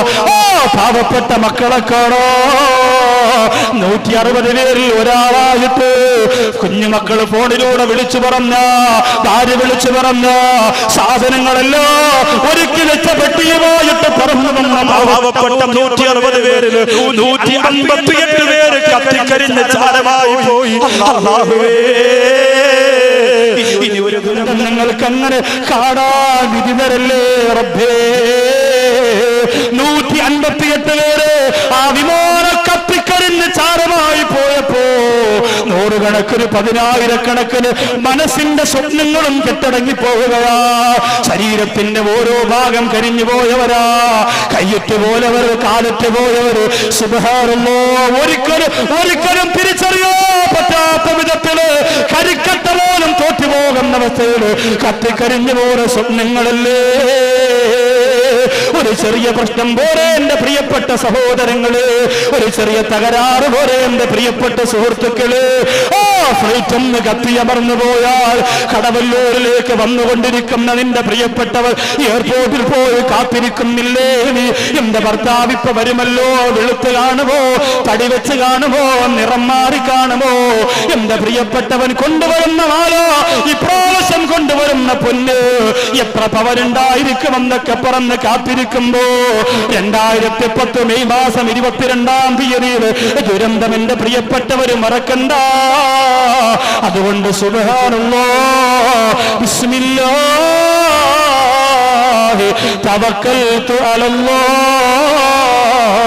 ഇത് പറഞ്ഞാ മാത്രം പോരാ. ഗൾഫിലേക്ക് പോകുന്ന സഹോദര, മറ്റൊരു പ്രധാന കാര്യം കൂടി നീ ഓർമ്മിക്കണം കേട്ടോ. നിന്റെ ഭാര്യയെ നീ സർവ്വ കാര്യങ്ങളും ഏൽപ്പിക്കുകയല്ലേ. അവിടെ പൈസ കൊടുക്കാനുണ്ട്, ഇവിടെ പൈസ കൊടുക്കാനുണ്ട്, അവിടുന്ന് കല്യാണത്തിന് വിളിച്ചിട്ടുണ്ട്. ഇതൊക്കെ പറഞ്ഞു കൊടുക്കുമ്പോ ഒരു കാര്യം നീ അവസാനമായി ഓർമ്മപ്പെടുത്തണം. ഗൾഫുകാര, അല്ലാഹയെ മറക്കല്ല പെണ്ണേ. നിനക്ക് വേണ്ടി, നമ്മുടെ മക്കൾക്ക് വേണ്ടി വിദേശ രാജ്യത്ത് കിടന്ന് കഷ്ടപ്പെടുമ്പോ നീ ഇവിടെ സീരിയൽ കണ്ടുകൊണ്ട് ചിരിക്കല്ലേ, സീരിയൽ കണ്ടുകൊണ്ട് കരയല്ലേ. കടലിന്റെ കരയാൻ കിടന്ന് കഷ്ടപ്പെടുമ്പോ എനിക്ക് വേണ്ടി ദുആ ചെയ്യണേ.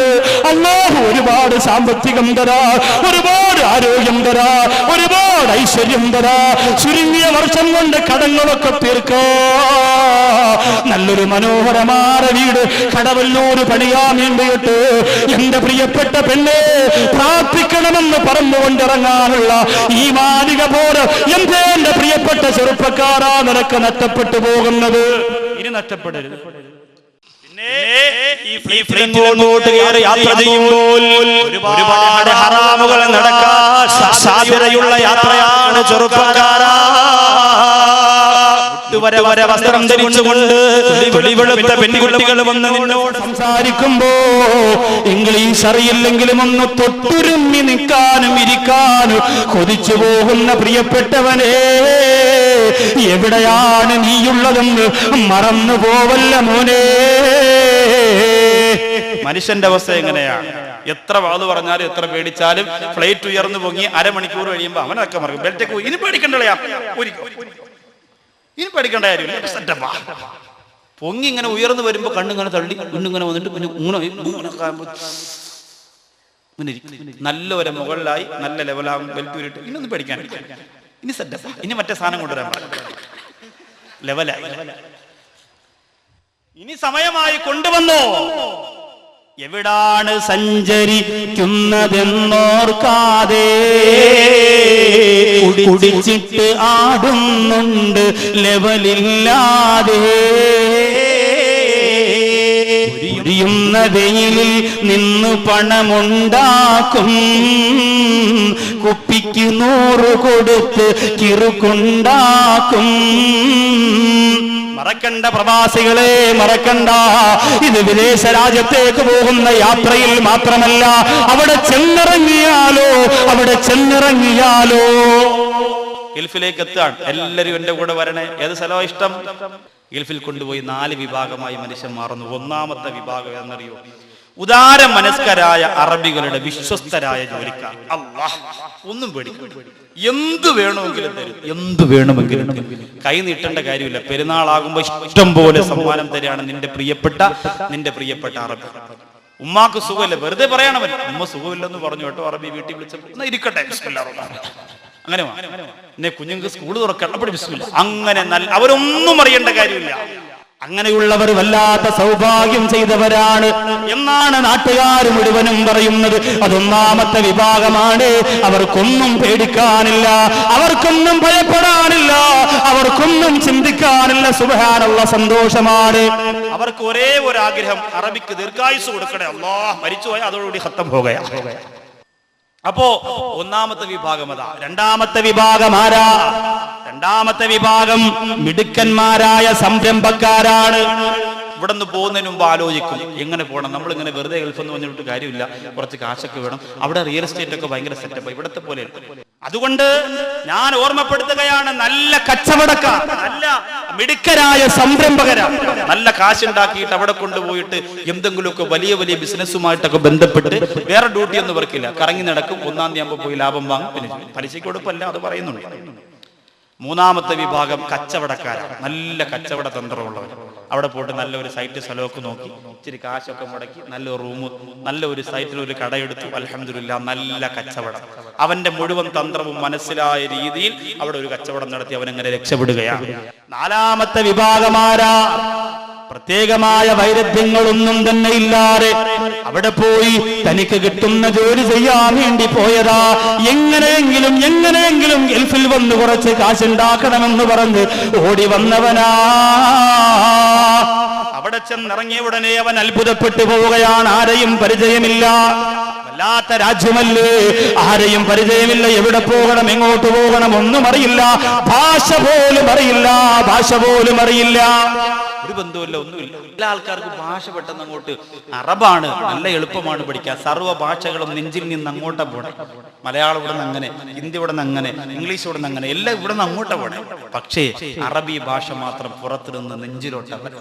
അൽഹംദുലില്ലാഹി റബ്ബിൽ ആലമീൻ റഹ്മാനിർ റഹീം എങ്ങനെയാ, ബാക്കിയെല്ലാം ഇവിടെ നിന്ന് അങ്ങോട്ടാണ്. അതാണ് അറബി ഭാഷയുടെ ഏറ്റവും വലിയ പ്രത്യേകത. പഠിക്കാൻ വളരെ എളുപ്പമാണ്. അങ്ങനെ വിജനമായ വഴിയിൽ വന്നിറങ്ങി ആരുമില്ല, ആരോ വന്ന് തന്നെ വിളിച്ചു കൊണ്ടുപോവുകയാണ്. ലോകത്തിന്റെ നായകൻ പറയുകയാണ്, പിടിവെള്ളിയില്ലാതെ എവിടെയെങ്കിലും നീ അകപ്പെട്ടു പോയാൽ അവിടെ നീ ഓതാനുള്ള സൂറത്ത് എന്തെന്നറിയുമോ? വിദേശ രാജ്യത്തേക്ക് ചെന്ന് ഫ്ലൈറ്റ് ഇറങ്ങിക്കഴിഞ്ഞാൽ അബൂദാബിയുടെ മണ്ണില്, സൗദി അറേബ്യയുടെ മണ്ണില് ആദ്യമായി കാലെടുത്ത് വെക്കുന്ന ചെറുപ്പക്കാരാ, നീ ഓതാനുള്ള സൂറത്ത് ഞാൻ ഏതെന്ന് പറഞ്ഞു തരട്ടെയോ? ഓതുമോ നിങ്ങൾ? ഒറ്റപ്പെട്ടു പോയാൽ വിദേശ രാജ്യത്തിന്റെ ആ ഭയാനകരമായ അന്തരീക്ഷം നിന്റെ മനസ്സിൽ വന്നാൽ, ലഇലാഫി ഖുറൈശ് ഇലാഫിഹിം റിഹ്ലതശ്ശിതാ എന്ന മനോഹരമായ സൂറത്തുൽ ഖുറൈശ് എന്റെ പ്രിയപ്പെട്ട ചെറുപ്പക്കാരാ ഓതണേ, എന്റെ പ്രിയപ്പെട്ട ഉമ്മ പെങ്ങന്മാരെ ഓതണേ. വിദേശ രാജ്യത്തേക്ക് ചെന്നിറങ്ങേണ്ട ഒരു ഭാഗ്യം നിങ്ങൾക്ക് വന്നാൽ നിങ്ങൾ അങ്ങനെ ഓടുക. അവിടുത്തെ സംരക്ഷണത്തിന് വേണ്ടിയാ, അവിടുത്തെ സുഖത്തിന് വേണ്ടിയാ, അവിടുത്തെ സമാധാനത്തിന് വേണ്ടിയാ. എല്ലാവർക്കും പറഞ്ഞു വെച്ചത് ജോലി തന്നെ കിട്ടണമെന്നില്ല. എല്ലാവർക്കും നേരത്തെ പറഞ്ഞതുപോലെയുള്ള ജോലി തന്നെ കിട്ടണമെന്നില്ല. ചില ആൾക്കാർക്ക് ഓരോരോ പ്രത്യേകമായ ജോലിയല്ലേ. എന്നോടൊരു പ്രിയപ്പെട്ട സഹോദരൻ പറഞ്ഞതാ, എന്റെ പ്രിയപ്പെട്ട സഹോദരിമാര്, സ്നേഹനിധികളാല ഉമ്മപെങ്ങന്മാര് മനസ്സിലാക്കാൻ വേണ്ടി ഓർമ്മപ്പെടുത്തട്ടെ. ഉസ്താദേ, 60 നിലയുള്ള 70 നിലയുള്ള കെട്ടിടത്തിന്റെ ബഹുനില കെട്ടിടത്തിന്റെ മുകളിൽ നിന്ന് ജോലി ചെയ്യുന്ന പാവപ്പെട്ട ഗൾഫുകാരുണ്ട്, മറക്കല്ല ഉസ്താദ്. പൊരിവെയിലത്ത് പണിയെടുക്കുമ്പോ തളർന്ന് വീഴാൻ പോകുമ്പോ നാട്ടിലുള്ള കടവല്ലൂരുള്ള ചങ്ങരംകുളത്തുള്ള പെരുമ്പിലാവിലുള്ള പന്നിത്തുളത്തുള്ള കുന്നംകുളത്തുള്ള എന്റെ പ്രിയപ്പെട്ട മക്കളെ ഓർത്തുകൊണ്ട് പിടിച്ചു നിൽക്കുകയാ. ഭക്ഷണം പോലും നല്ലതുപോലെ കഴിയാറ് പൊരിവെയിലത്ത് 70 നില കെട്ടിടത്തിന്റെ മുകളിൽ നിൽക്കുന്ന രംഗം ആലോചിച്ചു നോക്കുക. കടവല്ലൂരുള്ള 2ാമത്തെ നിലയുടെ മുകൾ ഭാഗത്ത് ചൂട് കാരണം ഉറങ്ങാൻ കഴിയാറ് സിറ്റ് ഔട്ടിലേക്ക് ഇറങ്ങി വന്ന് തോർത്തുകൊണ്ട് വീശിയിട്ട് കാറ്റുകൊള്ളുന്ന എന്റെ പ്രിയപ്പെട്ട സമുദായമേ, 70 നിലയുള്ള 80 നിലയുള്ള കെട്ടിടത്തിന്റെ മുകളിൽ നിന്ന് ജോലി ചെയ്യുന്ന സഹോദരന്റെ ശമ്പളം അറിയണ്ടേ? 600 രൂപയാണ്, 700 രൂപയാണ്. നിനക്ക് കൺമശി വാങ്ങോ തികയൂല, പെങ്ങളോ നിനക്ക് കൂട്ടച്ച് വാങ്ങാ തികയൂല. അല്ലാഹു ഞങ്ങളുടെ സമ്പത്തില് ബറക്കത്ത് ചെയ്യണേ അല്ലോ. എവിടാണ് കിടക്കുന്നതെന്നറിയണ്ട്? കൺസെഷൻ വർക്കില് വിദേശ രാജ്യത്ത് കിടന്ന് പണിയെടുക്കുന്ന പാവപ്പെട്ടവൻ കിടക്കുന്നത് ഒരു റൂമിൽ 80 പേരാണ്, 70 പേരാണ്, 90 പേരാണ്. അബൂദാബി പോയപ്പോഴാ കണ്ടതോ, അല്ലാഹു അവരെ കണ്ട പറയാറ് പൊട്ടിക്കരഞ്ഞു പോയതാ. ഒരു റൂമിനകത്ത് 70 പേര് കിടക്കുന്നുണ്ട്.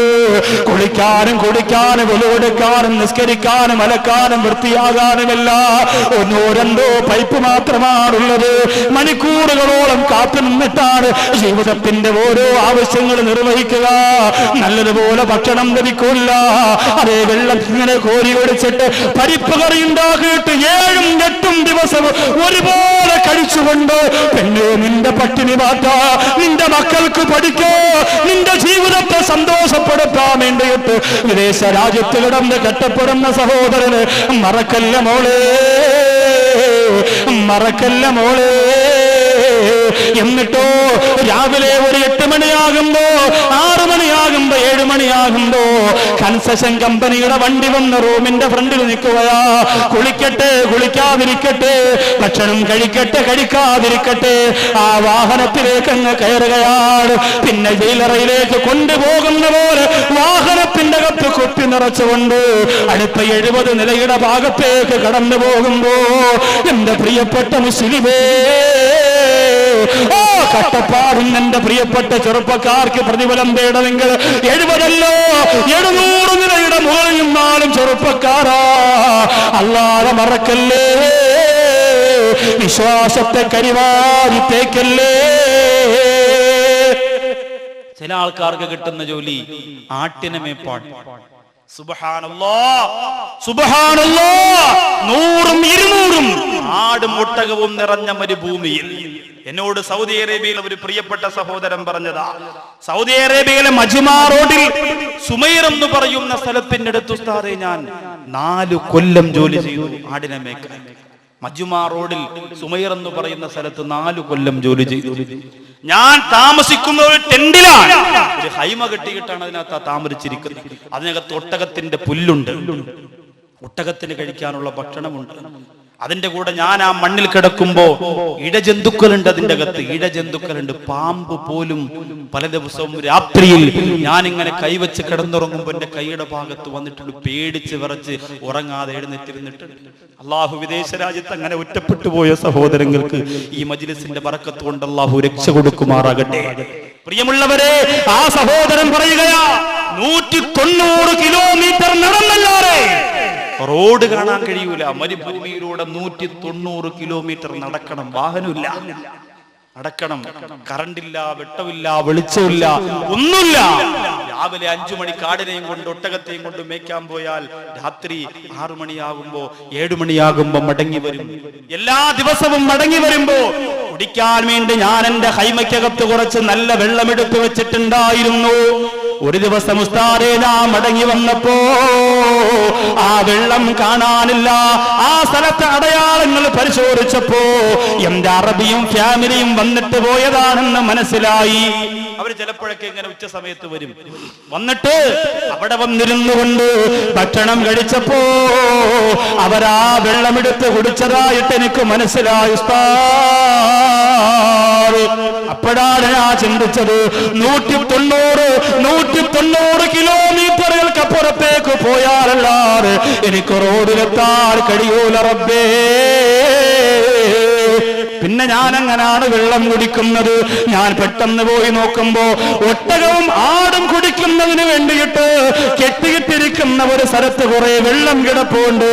ഞാൻ ചെന്ന് നോക്കുമ്പോ ചെറിയ ചെറിയ പുഴുക്കള് പോലും ആ വെള്ളത്തിനകത്ത് കിടക്കുന്നുണ്ട്. ഒട്ടകത്തിന്റെ മൂക്കുകട്ട വീണ് കിടക്കുന്നുണ്ട്. ആടിന്റെ വാക്കകത്തിരുന്ന് വീഴുന്ന ചലം കിടക്കുന്നുണ്ട്. സുബ്ഹാനല്ലാഹ്, വെള്ളം കുടിക്കാതെ മരുഭൂമിയുടെ ഉള്ളറയിൽ കിടന്ന് ഞാൻ മരിച്ചു പോകുമോ, ഞാൻ മരിച്ചു പോകുമോ എന്ന് പേടിച്ചുകൊണ്ട് ഭയന്നുകൊണ്ട് ആ സ്ഥലം നിറഞ്ഞ വെള്ളം ഞാൻ കോരി കുടിച്ചു ഉസ്താദ്. അല്ലാഹുവേ, ആ പാവപ്പെട്ട സഹോദരൻ പറഞ്ഞപ്പോ ഞാൻ ഞെട്ടിത്തെറിച്ചു പോയതാ. എന്റെ പ്രിയപ്പെട്ട സഹോദരിമാരെ, ആ ഭർത്താവിനോടല്ലേ, ആ ഭർത്താവ് അയച്ചു തരുന്ന കാശ് കൊണ്ടല്ലേ, മാസാമാസം അയച്ചു തരുന്ന കാശ് കൊണ്ടല്ലേ ജീവിതത്തിന്റെ സുഖവും ആനന്ദവും ആഹ്ലാദവും നമ്മൾ കാണുന്നത്. അല്ലാഹു പടച്ചതമ്പുരാ നമ്മുടെ ജീവിതത്തിൽ ബറക്കത്ത് തന്ന് അനുഗ്രഹിക്കട്ടെ. അങ്ങനെ ഓരോരുത്തർക്കും ഓരോ ജോലിയാ.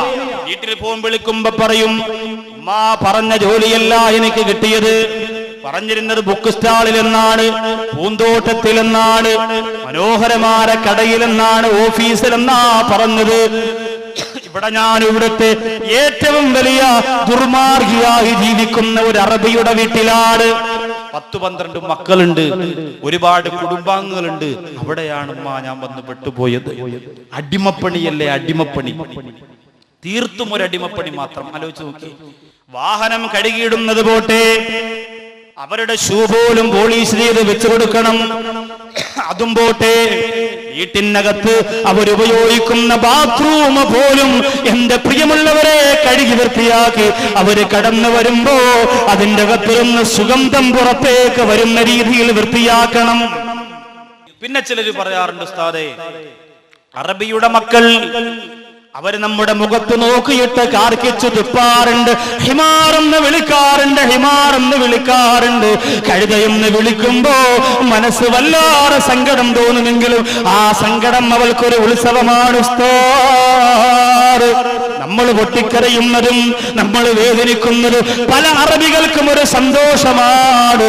അങ്ങനെ ഒരു അറബിയുടെ വീട്ടിലാണ് ചെല്ലുന്നതെങ്കിലോ എല്ലാ അറബികളും ഇങ്ങനെയല്ല, എല്ലാ അറബികളും ഇങ്ങനെ ജനങ്ങളെ ഉപദ്രവിക്കുന്നവരല്ല. ഇന്ന് വളരെ കുറവാണെങ്കിലും സുബ്ഹാനല്ലാഹ് അങ്ങനെയുള്ളവരില്ല എന്ന് ഞാൻ പറയുന്നില്ല.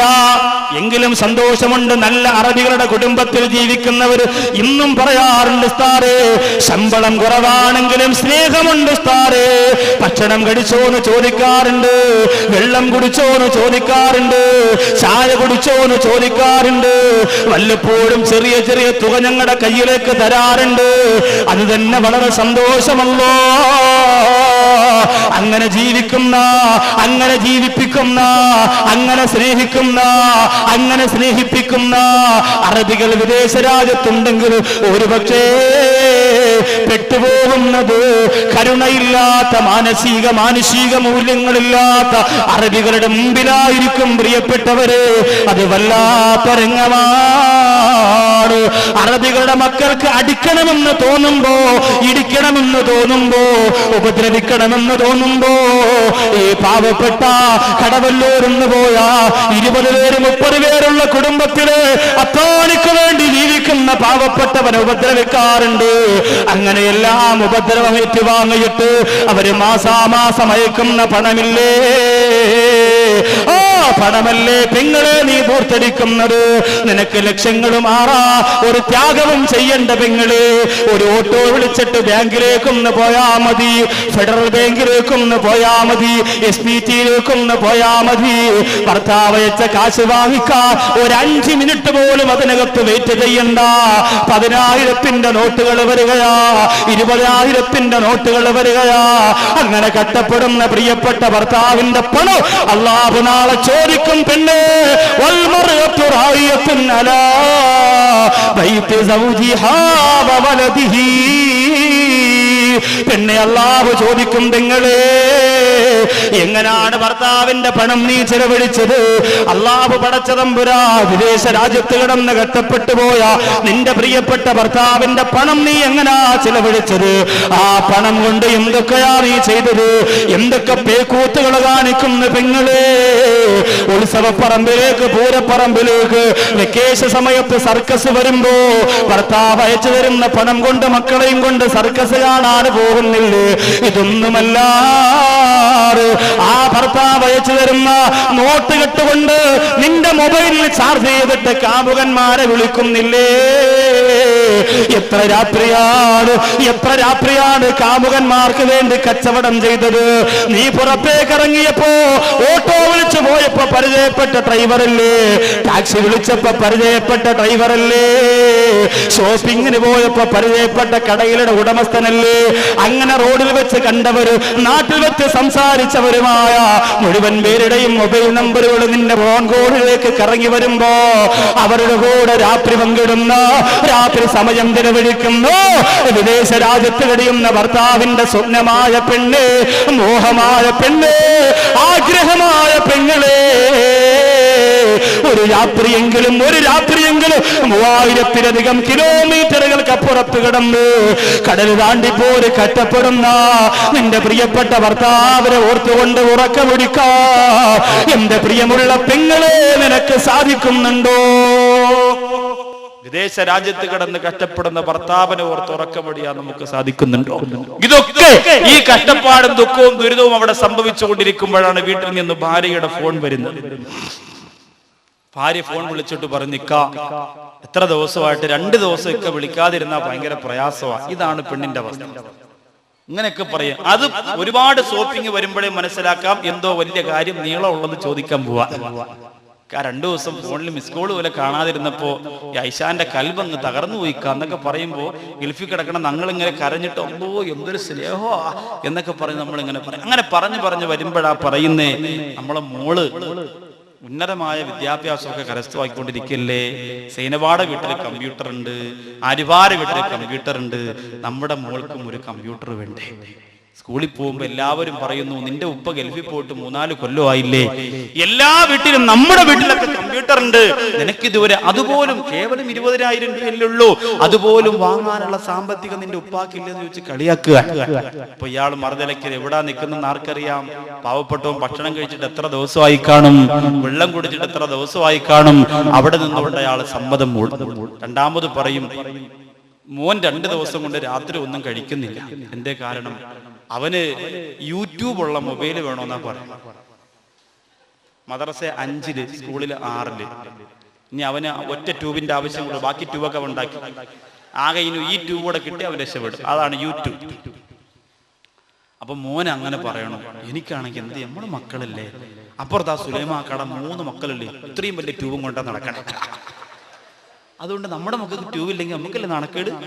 അതുകൊണ്ട് നിങ്ങൾ ദയവ് ചെയ്ത് മാക്സിമം ട്യൂബ് തന്നെ നോക്കുക, ഇല്ലെങ്കിൽ ഒരു ബൾബെങ്കിലും കൊടുത്തേക്ക്. താത്താക്ക് ഇതുവരെ തിരിഞ്ഞിട്ടില്ല ട്യൂബ് എന്താന്ന്. താത്ത മറ്റേ ട്യൂബ് എന്നും പറഞ്ഞിരിക്കുക. ഇതൊക്കെ വിളിച്ചു പറയാ. ഇതൊക്കെ പറയുമ്പോ പാവപ്പെട്ട അവിടെ നിന്ന് സമ്മതം മൂളും. ഇതെല്ലാം കഴിഞ്ഞിട്ട് പിന്നെ ഒരു പറച്ചിലുണ്ട്, എന്റെ കടവല്ലൂരിലെ പെങ്ങളെ, ഇനി നിന്റെ ഭർത്താവിനെ ഫോൺ വിളിക്കുമ്പോ ആ ഒരു വാക്ക് നിന്റെ നാവ് കൊണ്ട് പറയാതിരിക്കാൻ വേണ്ടി പറയുകയാ. ഇതുവരെ പറഞ്ഞത് മക്കൾക്ക് വേണ്ടിയല്ലേ,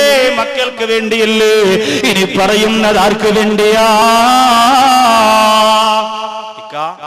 അടുത്ത ആഴ്ച ആമിനയുടെ മോളെ കല്യാണത്തിന് ഞാൻ ഈ വീട്ടിൽ നിന്ന് ഇറങ്ങണമെങ്കിൽ പുതിയ സാരി വാങ്ങിച്ചു പറ്റും. കഴിഞ്ഞ ആഴ്ചയില് അബൂബക്കർ സാഹിബിന്റെ വീട്ടിൽ നേർച്ചയ്ക്ക് പോയപ്പോ ഞാനൊരു കറുത്ത പുള്ളിയുള്ള സാരി ഇട്ടുകൊണ്ട് പോയി. എന്താ അപ്പുറത്തെ വീട്ടുകാർ പറഞ്ഞെന്നറിയോ? നിനക്ക് എന്നും ഈ സാരി ഉള്ളോടി റംലാന്നാ ചോദിച്ചത്. നാണക്കേടായിപ്പോയി. 2 ദിവസം ആ സാരി ഇട്ടുകൊണ്ട് പോയപ്പോൾ എന്റെ തൊലിത. അതുകൊണ്ട് എന്റെ ഇക്കച്ചിയല്ലേ കാക്ക് വേണ്ടി ഞാനേ കളർ ബൾബൊക്കെ വെച്ച് ഒരു കാര്യം നടക്കാൻ എന്റെ പെണ്ണെ സമ്മതിച്ചു തന്നേ പറ്റൂ. തൊഴുതു മാറി. എന്തൊരു സംഭവം എന്നറിയോ? കല്യാണം കഴിഞ്ഞ് ഗൾഫിൽ പോണം. അപ്പോഴറിയാം ഒന്നാമത്തെ ലീവിന് വരുമ്പോൾ ബൈക്കിൽ കയറി ഇങ്ങനെ വയറ്റിൽ ഇങ്ങനെ അമർത്തി പിടിച്ച് പോട്ടേക്കാ. അപ്പൊ നല്ല മണം. ഈ താടി ഉണ്ടല്ലോ, താടി ഭർത്താവിനെ ബൈക്ക് ഓടിക്കാൻ സമ്മതിക്കാതെ ഫ്രണ്ടിൽ ഇങ്ങനെ തോളിക്കൂടെ എടുത്തിട്ട്, പിന്നെ അവിടെ എങ്ങനെ ഉണ്ട് സെറ്റപ്പ്, തണുപ്പാണല്ലേ ചോദിച്ചു ഇങ്ങനെ പോവാ. കടവല്ലൂരോടെ പോകുമ്പോ കാണുന്നവരൊക്കെ പറയും, ഓ അവൻ ഗൾഫിൽ നിന്ന് വന്ന് അവളെ സ്നേഹം കണ്ടോടാ, ഇതാണ് വൈഫ്. 2ാമത്തെ ലീവിന് വരുമ്പോൾ പാന്റിന്റെ ബെൽറ്റിലാണ് പിടിക്കുന്നത്, വയറ്റിൽ പിടിക്കുന്നത്, ബൈക്കിന്റെ പുറകിൽ തന്നെ പാന്റിന്റെ ബെൽറ്റിൽ ഇങ്ങനെ പിടിച്ച് ആ പോട്ടെ. കാരണം എന്താ? പഴയതുപോലെ കൊണ്ടുവന്ന സാരിയുടെ കളറൊക്കെ പോയി. 3ാമത്തെ ലീവിന് വരുമ്പോ പിടുത്ത എവിടെയാ? ബൈക്കിന്റെ പുറകിലെ 2 കമ്പിയില. ഒരു ചെറുപ്പക്കാരൻ പറഞ്ഞു, ഉസ്താറെ 4ാമത്തെ ലീവിന് പോണില്ല, ചിലപ്പോ ഇനി അവള് കഴുത്തി പിടിക്കണമെങ്കിലാ. ഇതല്ലേ അവസ്ഥ? ഇത് എന്റെ സഹോദരിമാരെ കുറ്റപ്പെടുത്തിയല്ലേ. പെണ്ണെപ്പോഴും അങ്ങനെയാ. ഇത് ഒരു വിഭാഗത്തിലെ പെണ്ണാണ് പറയുന്നതെങ്കിലോ 2ാമത്തെ വിഭാഗത്തിലെ പ്രിയപ്പെട്ട പെങ്ങൾ പറയുന്നത് എന്തെന്നറിയോ? ഒരുപാട് സങ്കടത്തോടെ നൊമ്പരത്തോടെ ആ പെങ്ങൾ പറയുകയാണ്, എല്ലാ ദിവസവും ഞാൻ നമ്മുടെ മണവറയിലേക്ക് നോക്കാറുണ്ട്. എനിക്ക് പണം വേണ്ട, എനിക്ക് പവർ വേണ്ട, എന്റെ പൊന്നാരിക്കയും അടുത്ത് വന്നാ മതി. നിങ്ങൾ ഇവിടെ നിന്ന് പോയപ്പോ ഞാൻ ഗർഭവതിയായിരുന്നു. ആ പ്രിയപ്പെട്ട പൊന്നുമോന് 3 വയസ്സ് കഴിഞ്ഞിരിക്കുകയാ. അവൻ വാപ്പാനെ ചോദിക്കുമ്പോ പഴയ നിങ്ങളുടെ ഒരു ഫോട്ടോ എടുത്ത് കാണിച്ചു കൊടുക്കുമ്പോ എന്നും അവന് സങ്കടം തന്നെയാണ്. എന്നാണ് വരുന്നത് കഷ്ടപ്പാടും ബുദ്ധിമുട്ടും വിഷമങ്ങളുമെല്ലാം മറന്നുകൊണ്ട് കടന്നിങ്ങ് വരുമോ? 7 ബഹിറും കടന്ന് എന്മാരൻ വരുന്നുണ്ട്, താഴമ്പു മനമൊഴുകും കാറ്റും വരുന്നുണ്ട്. 7 ബഹിറും കടന്ന് എന്മാരൻ വരുന്നുണ്ട്, താഴമ്പു മണമൊഴുകും കാറ്റിന്നും വരുന്നുണ്ട്. മണവറയ്ക്കകത്ത് ഒരുക്കങ്ങളൊക്കെ പൂർത്തിയാകിയിട്ട് ആ പ്രിയപ്പെട്ട പെങ്ങളോ ഫോണിലൂടെ പറയും, നിക്കാ സഹിക്കുന്നില്ല, നിങ്ങളെ കാണണമിക്കോ. മണവറയിലെ മധുവിധുവിന്റെ മാധുര്യങ്ങള് എന്റെ ജീവിതത്തിലേക്ക് പകർന്നു തന്നുകൊണ്ട് കൊതിപ്പിച്ചിട്ട് പറന്നു പോയവനെ സഹിക്കുന്നില്ല. 5000 10,000 കിലോമീറ്ററുകൾക്കപ്പുറത്താണെങ്കിൽ പോലും എനിക്ക് കാരണമെന്ന് ആ പ്രിയപ്പെട്ട പെണ്ണ് സങ്കടപ്പെടുമ്പോ ഇതുപോലെ ഒരു സങ്കടമാണ് ബഹുമാനപ്പെട്ട ഉമർ ഇബ്നുൽ ഖത്താബ് റളിയല്ലാഹു തആല അൻഹുവിന്റെ കാലഘട്ടത്തില് ഒരു പെണ്ണ് തന്റെ കുടിലിനകത്ത് കിടന്നുകൊണ്ട് പാടിയത്, അല്ലാ തആല ഹാദല്ലൈലു വസ്വദ്ദ ജാനിബു വറഖനി അല്ലാ ഖലീലൻ യുലാഹിബു ഫവല്ലാഹി ലൗലല്ലാഹി തഖ്ശാ റാഖിബു. ആ പെണ്ണ് പൊട്ടിക്കരന്നുകൊണ്ട് പാടുകയാ. ആരാ കേൾക്കുന്നത്? ഇസ്ലാമിക ചരിത്രത്തിലെ തുല്യതയില്ലാത്ത നീതിപീഠത്തിന്റെ അധിപനെ, ഉടമയെ ഉമർ ഇബ്നുൽ ഖത്താബ്. എടുത്ത സമയത്ത് ചാവക്കാട് അകലാടെന്ന് പറയുന്ന സ്ഥലത്ത് 10,000കണക്കിന് പ്രിയപ്പെട്ട രക്തം തിളക്കുന്ന ചെറുപ്പക്കാരനോട് നിശബ്ദ വിപ്ലവത്തിലൂടെ പകർന്നു കൊടുത്തു ഉമർ റളിയല്ലാഹു അൻഹുവിന്റെ ചരിത്രം. അൽഹംദുലില്ലാഹ്, ആ മഹാന്റെ പൊരുത്തം അല്ലാഹു നമുക്ക് തന്നനുഗ്രഹിക്കട്ടെ. ബഹുമാനപ്പെട്ടവരെ കേൾക്കുകയാ, ആ പെണ്ണിന്റെ പാട്ടർത്ഥമാക്കുന്നതെന്താ? ഒരു ചെറുപ്പക്കാരനെ എനിക്ക് കിട്ടിയിരുന്നെങ്കിൽ എന്റെ വികാര പൂർത്തീകരണത്തിന് ഞാൻ ഉപയോഗപ്പെടുത്തുമായിരുന്നു. പക്ഷേ അത് ഹറാമായതുകൊണ്ട് ഞാനതിൽ നിന്ന് ഒഴിവാകുകയാ എന്ന് പറഞ്ഞുകൊണ്ട് ആ പെണ്ണ് പാട്ടുപാടുമ്പോ ഉമർ ഇബ്നുൽ ഖത്താബ് റളിയല്ലാഹു അൻഹു തന്റെ വീട്ടിലേക്ക് ചെന്നിട്ട് ഹഫ്സ എന്ന് പറയുന്ന മോളോട് ചോദിക്കുകയാ, എന്റെ പ്രിയപ്പെട്ട ഹഫ്സ മോളെ, ഭർത്താവില്ലാതെ ഒരു പെണ്ണിന് എത്ര നാളാണ് കഴിയാൻ സാധിക്കുന്നത്? വിവാഹം കഴിഞ്ഞു പോയ ഒരു പെണ്ണിന് ഭർത്താവില്ലാതെ എത്ര നാൾ കഴിയാ താമസിക്കും പെണ്ണ്? ആ സമയത്ത് ഹഫ്സ റളിയല്ലാഹു തആല പറയുകയാണ്, പ്രിയപ്പെട്ടവരെ, 1 മാസമെന്ന് പറഞ്ഞപ്പോ ഉമർ റളിയല്ലാഹു അൻഹു നോക്കുകയാ, 2 മാസമെന്ന് പറഞ്ഞപ്പോ വീണ്ടും നോക്കുകയാ. ഹഫ്സ റളിയല്ലാഹു അൻഹു പറയുന്നു, 4 മാസത്തിൽ കൂടുതൽ ക്ഷമിക്കാൻ ഒരു പെണ്ണിന് വലിയ പ്രയാസമാണെന്ന് പറയുമ്പോ 2 കൊല്ലമാര് ഭർത്താവ് വരുന്നില്ല, 3 കൊല്ലമാര് ഭർത്താവ് വരുന്നില്ല, കഷ്ടപ്പെട്ട് ത്യാഗം ചെയ്ത് കഴിയുന്ന പെണ്ണ് അല്ലാ തിരുപേരും തുതിയും സോലവാത്തും അതിനാൽ തുടങ്ങുവാൻ അരുൾ ചെയ്ത വേദാമ്പർ. മഹാന്മാരുടെ മദ്ഹ് പാടിയിട്ട്, മഹാന്മാരുടെ പുണ്യം തേടിയിട്ട്, സ്വലാത്ത് ചൊല്ലിയിട്ട്, ദിക്ർ ചൊല്ലിയിട്ട്, അല്ലാഹുവിന്റെ പരിശുദ്ധ ഖുർആൻ എടുത്ത് ഓതി പാരായണം ചെയ്തുകൊണ്ട് വികാരങ്ങളെ പിടിച്ചു നിർത്തോ. എന്റെ പ്രിയപ്പെട്ട പെങ്ങളെ, മനസ്സ് വെച്ചോ, അതിന് അല്ലാഹു ഭാഗ്യം തരട്ടെ. അങ്ങനെ വിളിക്കുന്ന 2ാമത്തെ ഭാര്യ, ഇക്കാ നിങ്ങളെ കാണണമെന്ന സ്വപ്നങ്ങൾ പറയുമ്പോ വിദേശ രാജ്യത്ത് 70 നില കെട്ടിടത്തിന്റെ മുകളിൽ നിന്നുകൊണ്ട്, 70 നില 80 നില കൊട്ടാരത്തിന്റെ മുകളിൽ നിന്നുകൊണ്ട്, ബിൽഡിങ്ങിന്റെ മുകളിൽ നിന്നുകൊണ്ട് പണിയെടുക്കുന്ന പാവപ്പെട്ടവന്റെ മനസ്സെന്തേ ഒരു ലീവ് ചോദിച്ചിട്ട് അറുതി കൊടുക്കുന്നില്ല, കാല് പിടിച്ച് കരഞ്ഞു പറഞ്ഞിട്ട് പോലും അറുതി കൊടുക്കുന്നില്ല. വേറെ ചില സ്ത്രീകളുണ്ട്, ഭർത്താവ് വന്നാലും കുഴപ്പമില്ല, വന്നില്ലേലും കുഴപ്പമില്ല, ഭർത്താവ് കഷ്ടപ്പെട്ടാലും കുഴപ്പമില്ല, രക്ഷപ്പെട്ടാലും കുഴപ്പമില്ല, എനിക്ക് മാസാമാസം കിട്ടാനുള്ള തുക ഓരോ മാസവും 1-ാം തീയതി തെറ്റാതെ കൃത്യമായിട്ട് കിട്ടണമെന്ന് തീരുമാനിക്കുന്ന പെണ്ണേ, അത് 3ാമത്തെ സൈസ് പെണ്ണാണ്. ആ പെണ്ണ് അപകടത്തിന്റെ പെണ്ണാണ്, ആ പെണ്ണ് നരകത്തിന്റെ പെണ്ണാണ്, ആ പെണ്ണ് കുടുംബത്തെ നശിപ്പിക്കുന്ന പെണ്ണാണ്. സുബ്ഹാനല്ലാഹ്, അങ്ങനെ കാലു പിടിച്ചു ചോദിച്ചിട്ട് ലീവ് അടിച്ചു കിട്ടുകയാ. നാട്ടിൽ വരാൻ പോവാണ്, ലീവ് അടിച്ച് കിട്ടി, 2 മാസത്തെ ലീവ് കഷ്ടിച്ച് കിട്ടി, 50 ദിവസം നിന്നിട്ട് തിരിച്ചു കയറാൻ പറഞ്ഞു. നാട്ടിൽ വരുമ്പോ കൂട്ടുകാരെല്ലാവരും കൂടെ കടയിൽ പോയിട്ട് അവന് തുണിയും ഡ്രസ്സും ഒക്കെ എടുത്തു കൊടുക്കും. അത് കൂട്ടുകാരുടെ ഒരു പ്രത്യേകമായ സ്വഭാവ രീതിയാണ്. എല്ലാവരും അങ്ങനെ തന്നെയാണ്. എല്ലാ ഡ്രസ്സൊക്കെ എടുത്തു കൊടുത്ത് മക്കൾക്ക് കൊടുക്കാനുള്ള ആകെ കൊണ്ടുവരുന്നത് ചിലപ്പോ ലഗേജ് ഉൾപ്പെടെ എല്ലാം കൂടി ചിലപ്പോൾ ഒരു 50 കിലോ ഉണ്ടാവും. ഈ 50 കിലോ കൊണ്ടുവരുന്നതിൽ 10 കിലോ യവന്റെ സാധനമാണ്. ബാക്കി 40 കിലോയിൽ 10 മലപ്പുറത്ത്, 10 കാസർഗോഡ്, 10 അങ്ങനെ കൊടുക്കാൻ വേണ്ടി പല ജില്ലയിലും കൊടുക്കാനുള്ളതാണ്. ഗൾഫിൽ എയർപോർട്ടിൽ വന്നിറങ്ങുമ്പോ, നാട്ടിൽ വരികയാണ്, എയർപോർട്ടിൽ വന്നിറങ്ങുമ്പോ അവൻ നോക്കും, കൊണ്ടുപോകാൻ വരാത്ത ഒരുപാട് പേരുണ്ട്. 2 മാസം പൈസ അയക്കാതിരുന്നപ്പോ വീട്ടിൽ പോയി മക്കൾക്ക് സുഖമാണോ എന്ന് ചോദിക്കാത്ത കളവന്മാരുൾപ്പെടെ സകലതുമുണ്ട്. എല്ലാരും നോക്കാണ്, എല്ലാരും സകലരും. കാരണം എന്താ, യവനിങ്ങനെ അത്ഭുതപ്പെടും. ഒരു പരിവാരം തന്നെ ഉണ്ട് അവനെ സ്വീകരിക്കാൻ, ഒരു പരിവാരം തന്നെ. അവരെല്ലാവരും കൂടിയിട്ട് വന്ന് കെട്ടിപ്പിടിച്ച്, അവന് പരിചയമില്ലാത്ത ബന്ധു, നിങ്ങളാരാ? എളാപ്പരമോനെ. ആ ശരി. എന്തിനാന്നറിയോ? വലിയ പെട്ടി കൊണ്ടുവന്നു. എല്ലാവരും അതിലാ നോട്ടം. ഇപ്പൊ പിന്നെ പഴയതുപോലെ ഗൾഫിന്റെ പെട്ടിയിൽ അർത്ഥമില്ല എന്ന് പലർക്കും അറിയാം. എങ്കിലും ആ പെട്ടി കൊണ്ടുവന്നു. വീട്ടിലേക്ക് കൊണ്ടുപോകുമ്പോൾ അവന്റെ സഹോദരിമാർ, അവന്റെ കുടുംബക്കാർ, അവന്റെ കൂട്ടുകുടുംബാദികൾ മുഴുവൻ പേരും അവന്റെ ചാരത്ത് വരികയാ. പെട്ടുപൊട്ടിക്കുന്ന പഴയകാലത്ത് ഒരു നിയമമുണ്ട്, സഹോദരിമാരെ മുഴുവനും മുമ്പ് വെച്ചുകൊണ്ടാ.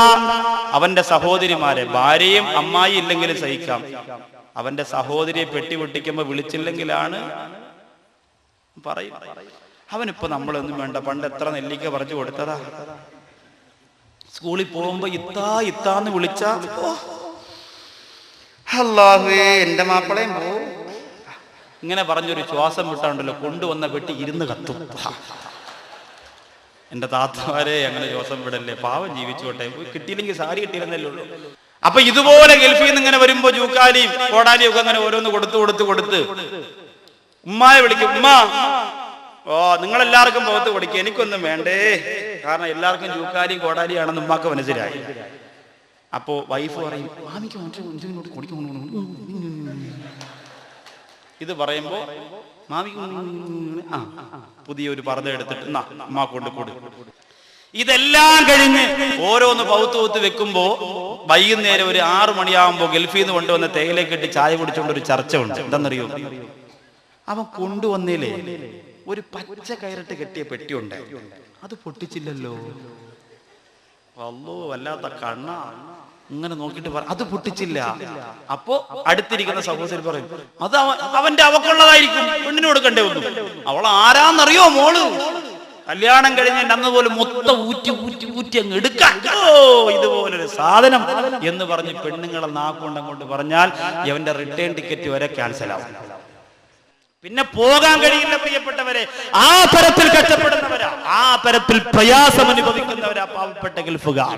നിങ്ങൾ എന്തേ ചിന്തിക്കാറുള്ളത്? നിങ്ങൾക്ക് ഒന്നുമില്ലെങ്കിലും എന്റെ പ്രിയപ്പെട്ട ഉമ്മമാരെ പിണങ്ങരുത്.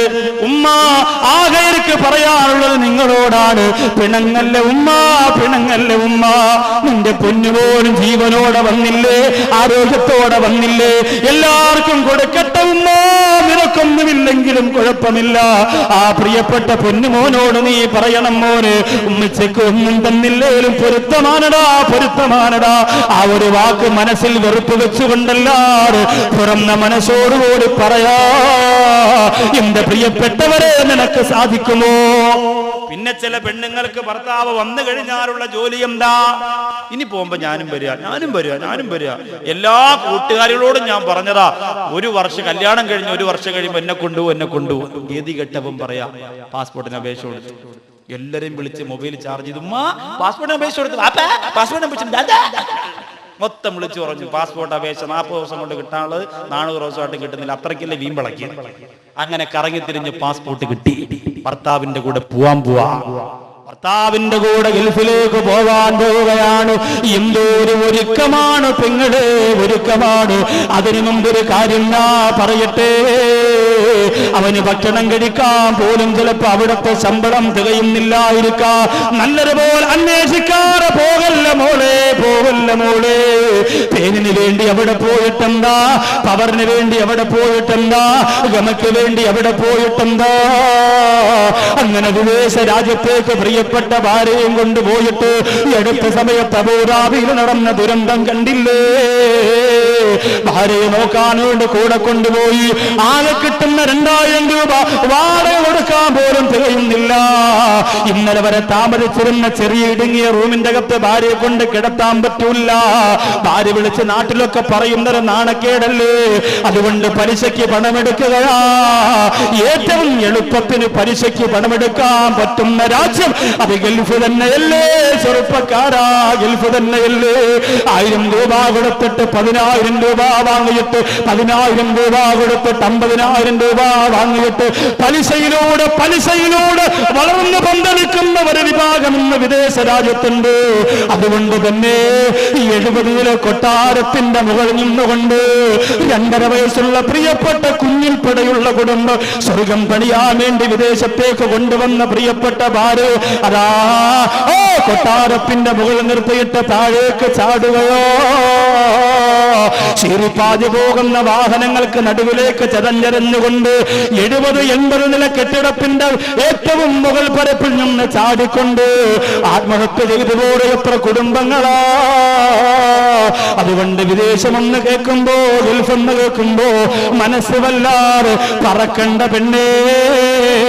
നിന്റെ ഭർത്താവിന് മാന്യമായ ജോലിയാണെങ്കിൽ, നല്ല ശമ്പളമാണെങ്കിൽ അൽഹംദുലില്ലാഹ് പൊരുത്തത്തോടെ പോകാതിറങ്ങിക്കോ. ഇനി പ്രിയപ്പെട്ട ഭാര്യയെ കൊണ്ടുപോകുമ്പോ ഒരു കാര്യം ഞാൻ ഓർമ്മപ്പെടുത്തട്ടെ. സുഖമില്ലാത്ത നിന്റെ ഉമ്മയെ നീ ഒറ്റപ്പെടുത്തല്ലേ ചെറുപ്പക്കാരാ. നോക്കാൻ ആളില്ലാതെ, സഹായിക്കാൻ ആളില്ലാതെ നിന്റെ പ്രിയപ്പെട്ട മാതാവിനെ നീ ഒറ്റപ്പെടുത്തല്ലേ ചെറുപ്പക്കാരാ. ഇതെല്ലാം കഴിഞ്ഞ് അങ്ങനെ പോയും വന്ന മാറി 5-50 കൊല്ലമങ്ങ് കഴിഞ്ഞു പോയാ സുബ്ഹാനല്ലാഹ്, ഗൾഫുകാരന് ഏറ്റവും അധികം വെറുപ്പുള്ള വാക്യം തന്നറിയോ? ഭാര്യയും മക്കളും ഒരിക്കലും അത് ചോദിക്കരുത്. ഏറ്റവും അധികം വെറുപ്പുള്ള വാക്ക്, ഇനി എന്നാണ് ഉപ്പാ പോകുന്നത് എന്ന്. ഈ ചോദ്യം മക്കൾ ചോദിച്ചാൽ വാപ്പാടെ കൽബ് പൊട്ടിപ്പോകും. വാപ്പച്ചിന് എന്നാ പോകുന്നേ? വന്നതേ ഉള്ളൂ, ഒരു ദിവസമായോ. വാപ്പച്ചിന് എന്നാ പോവാ? അപ്പൊ ഉമ്മ അടുക്കള എന്ന് പറയും, വാപ്പച്ചി ഒരാഴ്ച കഴിയുമ്പോ പോകും. മക്കളെ വിശ്വസിക്കും. ഉമ്മ അടുക്കളയിൽ നിന്ന് മറുപടി കൊടുക്കുക. അപ്പൊ ഉമ്മയുടെ ആഗ്രഹം മനസ്സിലായി. ഒരിക്കലും ചോദിക്കരുത്. സന്തോഷമായിട്ട് വരട്ടെ പോട്ടെ, അൽഹംദുലില്ലാഹ്. എങ്ങനെയെങ്കിലും ഞാൻ പറയുന്നു, കഴിവിന്റെ പരമാവധി ആ വിദേശ രാജ്യത്തുള്ള ജീവിതം നിർത്താൻ പറ്റുമെങ്കിൽ മാന്യമായ ഒരു ബിസിനസ് നാട്ടിൽ തുടങ്ങി നിർത്താൻ പറ്റുമെങ്കിൽ നിർത്താം. കാരണം എന്താണെന്നറിയോ? വളരെ നഷ്ടമാണ്. അവസാനം നിങ്ങൾക്ക് കിട്ടുന്ന 3 കാര്യമാണ് ഗൾഫുകാരൻ. 1 ഷുഗർ, 2 കൊളസ്ട്രോൾ, 3ാമത്തത് കഷണ്ടി. 3ാമത്തെ ഉറപ്പായിട്ടും കിട്ടും. ആദ്യത്തെ 2 വന്നില്ലെങ്കിൽ ഇത് 3 കിട്ടി വീട്ടിൽ വരുമ്പോ ഫ്രണ്ടിൽ പാപ്പവാർക്ക് ഇരിക്കാൻ വേണ്ടി കുടുംബപരമായിട്ട് ഇട്ടിരുന്ന ഒരു ചാരുകസേരയും, ആ ചാരുകസേര മക്കളെടുത്ത് ഇന്ന് പിന്നെ ആടും കോഴിയും ഒന്നും ഇല്ലാത്തതുകൊണ്ട് പുറകിൽ കൊണ്ടിട്ടിരിക്കും. ഗൾഫിൽ നിന്ന് വരുന്ന വാപ്പാക്ക് അവിടെ വിശ്രമിക്കാം. ബാക്കി കാര്യങ്ങളൊക്കെ മക്കൾ നടത്തും. സന്തോഷത്തോടുകൂടി ജീവിക്കണം എന്നാഗ്രഹിച്ചുകൊണ്ട് എല്ലാം നിർത്തി നാട്ടിലേക്ക് വരുമ്പോൾ പിന്നെ അവനെ നിയന്ത്രിക്കേണ്ടത് അവന്റെ മക്കളാണ്. ഒരു ഗ്ലാസ് ചായ കുടിക്കണമെങ്കിൽ മക്കളുടെ അനുവാദം വേണം. എവിടെയെങ്കിലും പോകണമെങ്കിൽ കല്യാണത്തിനൊക്കെ മക്കൾ ഒരുങ്ങി പോകുമ്പോൾ വാപ്പായ എവിടെ കിടത്തുകയാണ്. വാപ്പായെ കൊണ്ടുപോയാൽ ഇമേജ് കുറവല്ലേ, നഷ്ടമാവുകയില്ലേ, തനിക്കുണ്ടായ അന്തസ്സിന് കോട്ടം സംഭവിക്കുമെന്ന് പറഞ്ഞുകൊണ്ട് മാറ്റിവെക്കുകയാണ്. അതുകൊണ്ട് ഇത് മാത്രമാണ് ഗൾഫുകാരെ കിട്ടുന്നതെങ്കിൽ ഇന്നു മുതൽ ആ ഗൾഫുകാരന് അതല്ല കിട്ടാനുള്ളത് എന്ന് എന്റെ പ്രിയപ്പെട്ട സഹോദരിമാർ തീരുമാനിക്കണം. ഇന്നു മുതൽ അവർക്കതെല്ലാം കിട്ടാൻ പോകുന്നു. ഇന്നു മുതൽ അവർക്കതെല്ലാം കിട്ടാൻ പോകുന്നു. നമ്മുടെ ആത്മാർത്ഥമായ സ്നേഹം. ഒരു സഹോദരൻ പറഞ്ഞു, 2 മാസത്തെ ലീവിന് നാട്ടിൽ വന്നിട്ട് ഉസ്താദേ 49 ദിവസം എന്റെ പ്രിയപ്പെട്ട ഭാര്യ എന്നോട് പിണക്കമായിരുന്നു. എന്തിനാ, എങ്ങനെ സാധിക്കുന്നു പിങ്ങളെ? ബാക്കിയുള്ള 4, 5, 6, 7 ദിവസം കൂട്ടുകാർക്ക് ഞെടോ കൊടുക്കാനും ലഡു കൊടുക്കാനും ഒക്കെ പോകണം. ഗൾഫിൽ നിന്ന് വരില്ലേ? ആകെ വീട്ടിലുള്ള 40 ദിവസം ഭാര്യ പിണങ്ങുകയാണ്. അവളും വാശി കാണിക്കുകയാണ്, മർക്കടമുഷ്ടി കാണിക്കുകയാണ്. പ്രിയമുള്ളവരെ, അള്ളാഹുവിന്റെ ആഖിറം ഓർക്കണം. പ്രിയപ്പെട്ട ഭർത്താക്കന്മാരോടൊരു കാര്യം കൂടി പറയുകയാണ്. ഗൾഫ് രാജ്യത്ത് പോയി ഭാര്യ ചോദിക്കുമ്പോഴെന്തും അയച്ചു കൊടുക്കുന്ന, ഭാര്യ ആവശ്യപ്പെടുന്നതെന്തും അയച്ചു കൊടുക്കുന്ന എന്റെ പ്രിയപ്പെട്ട പ്രവാസികളെ,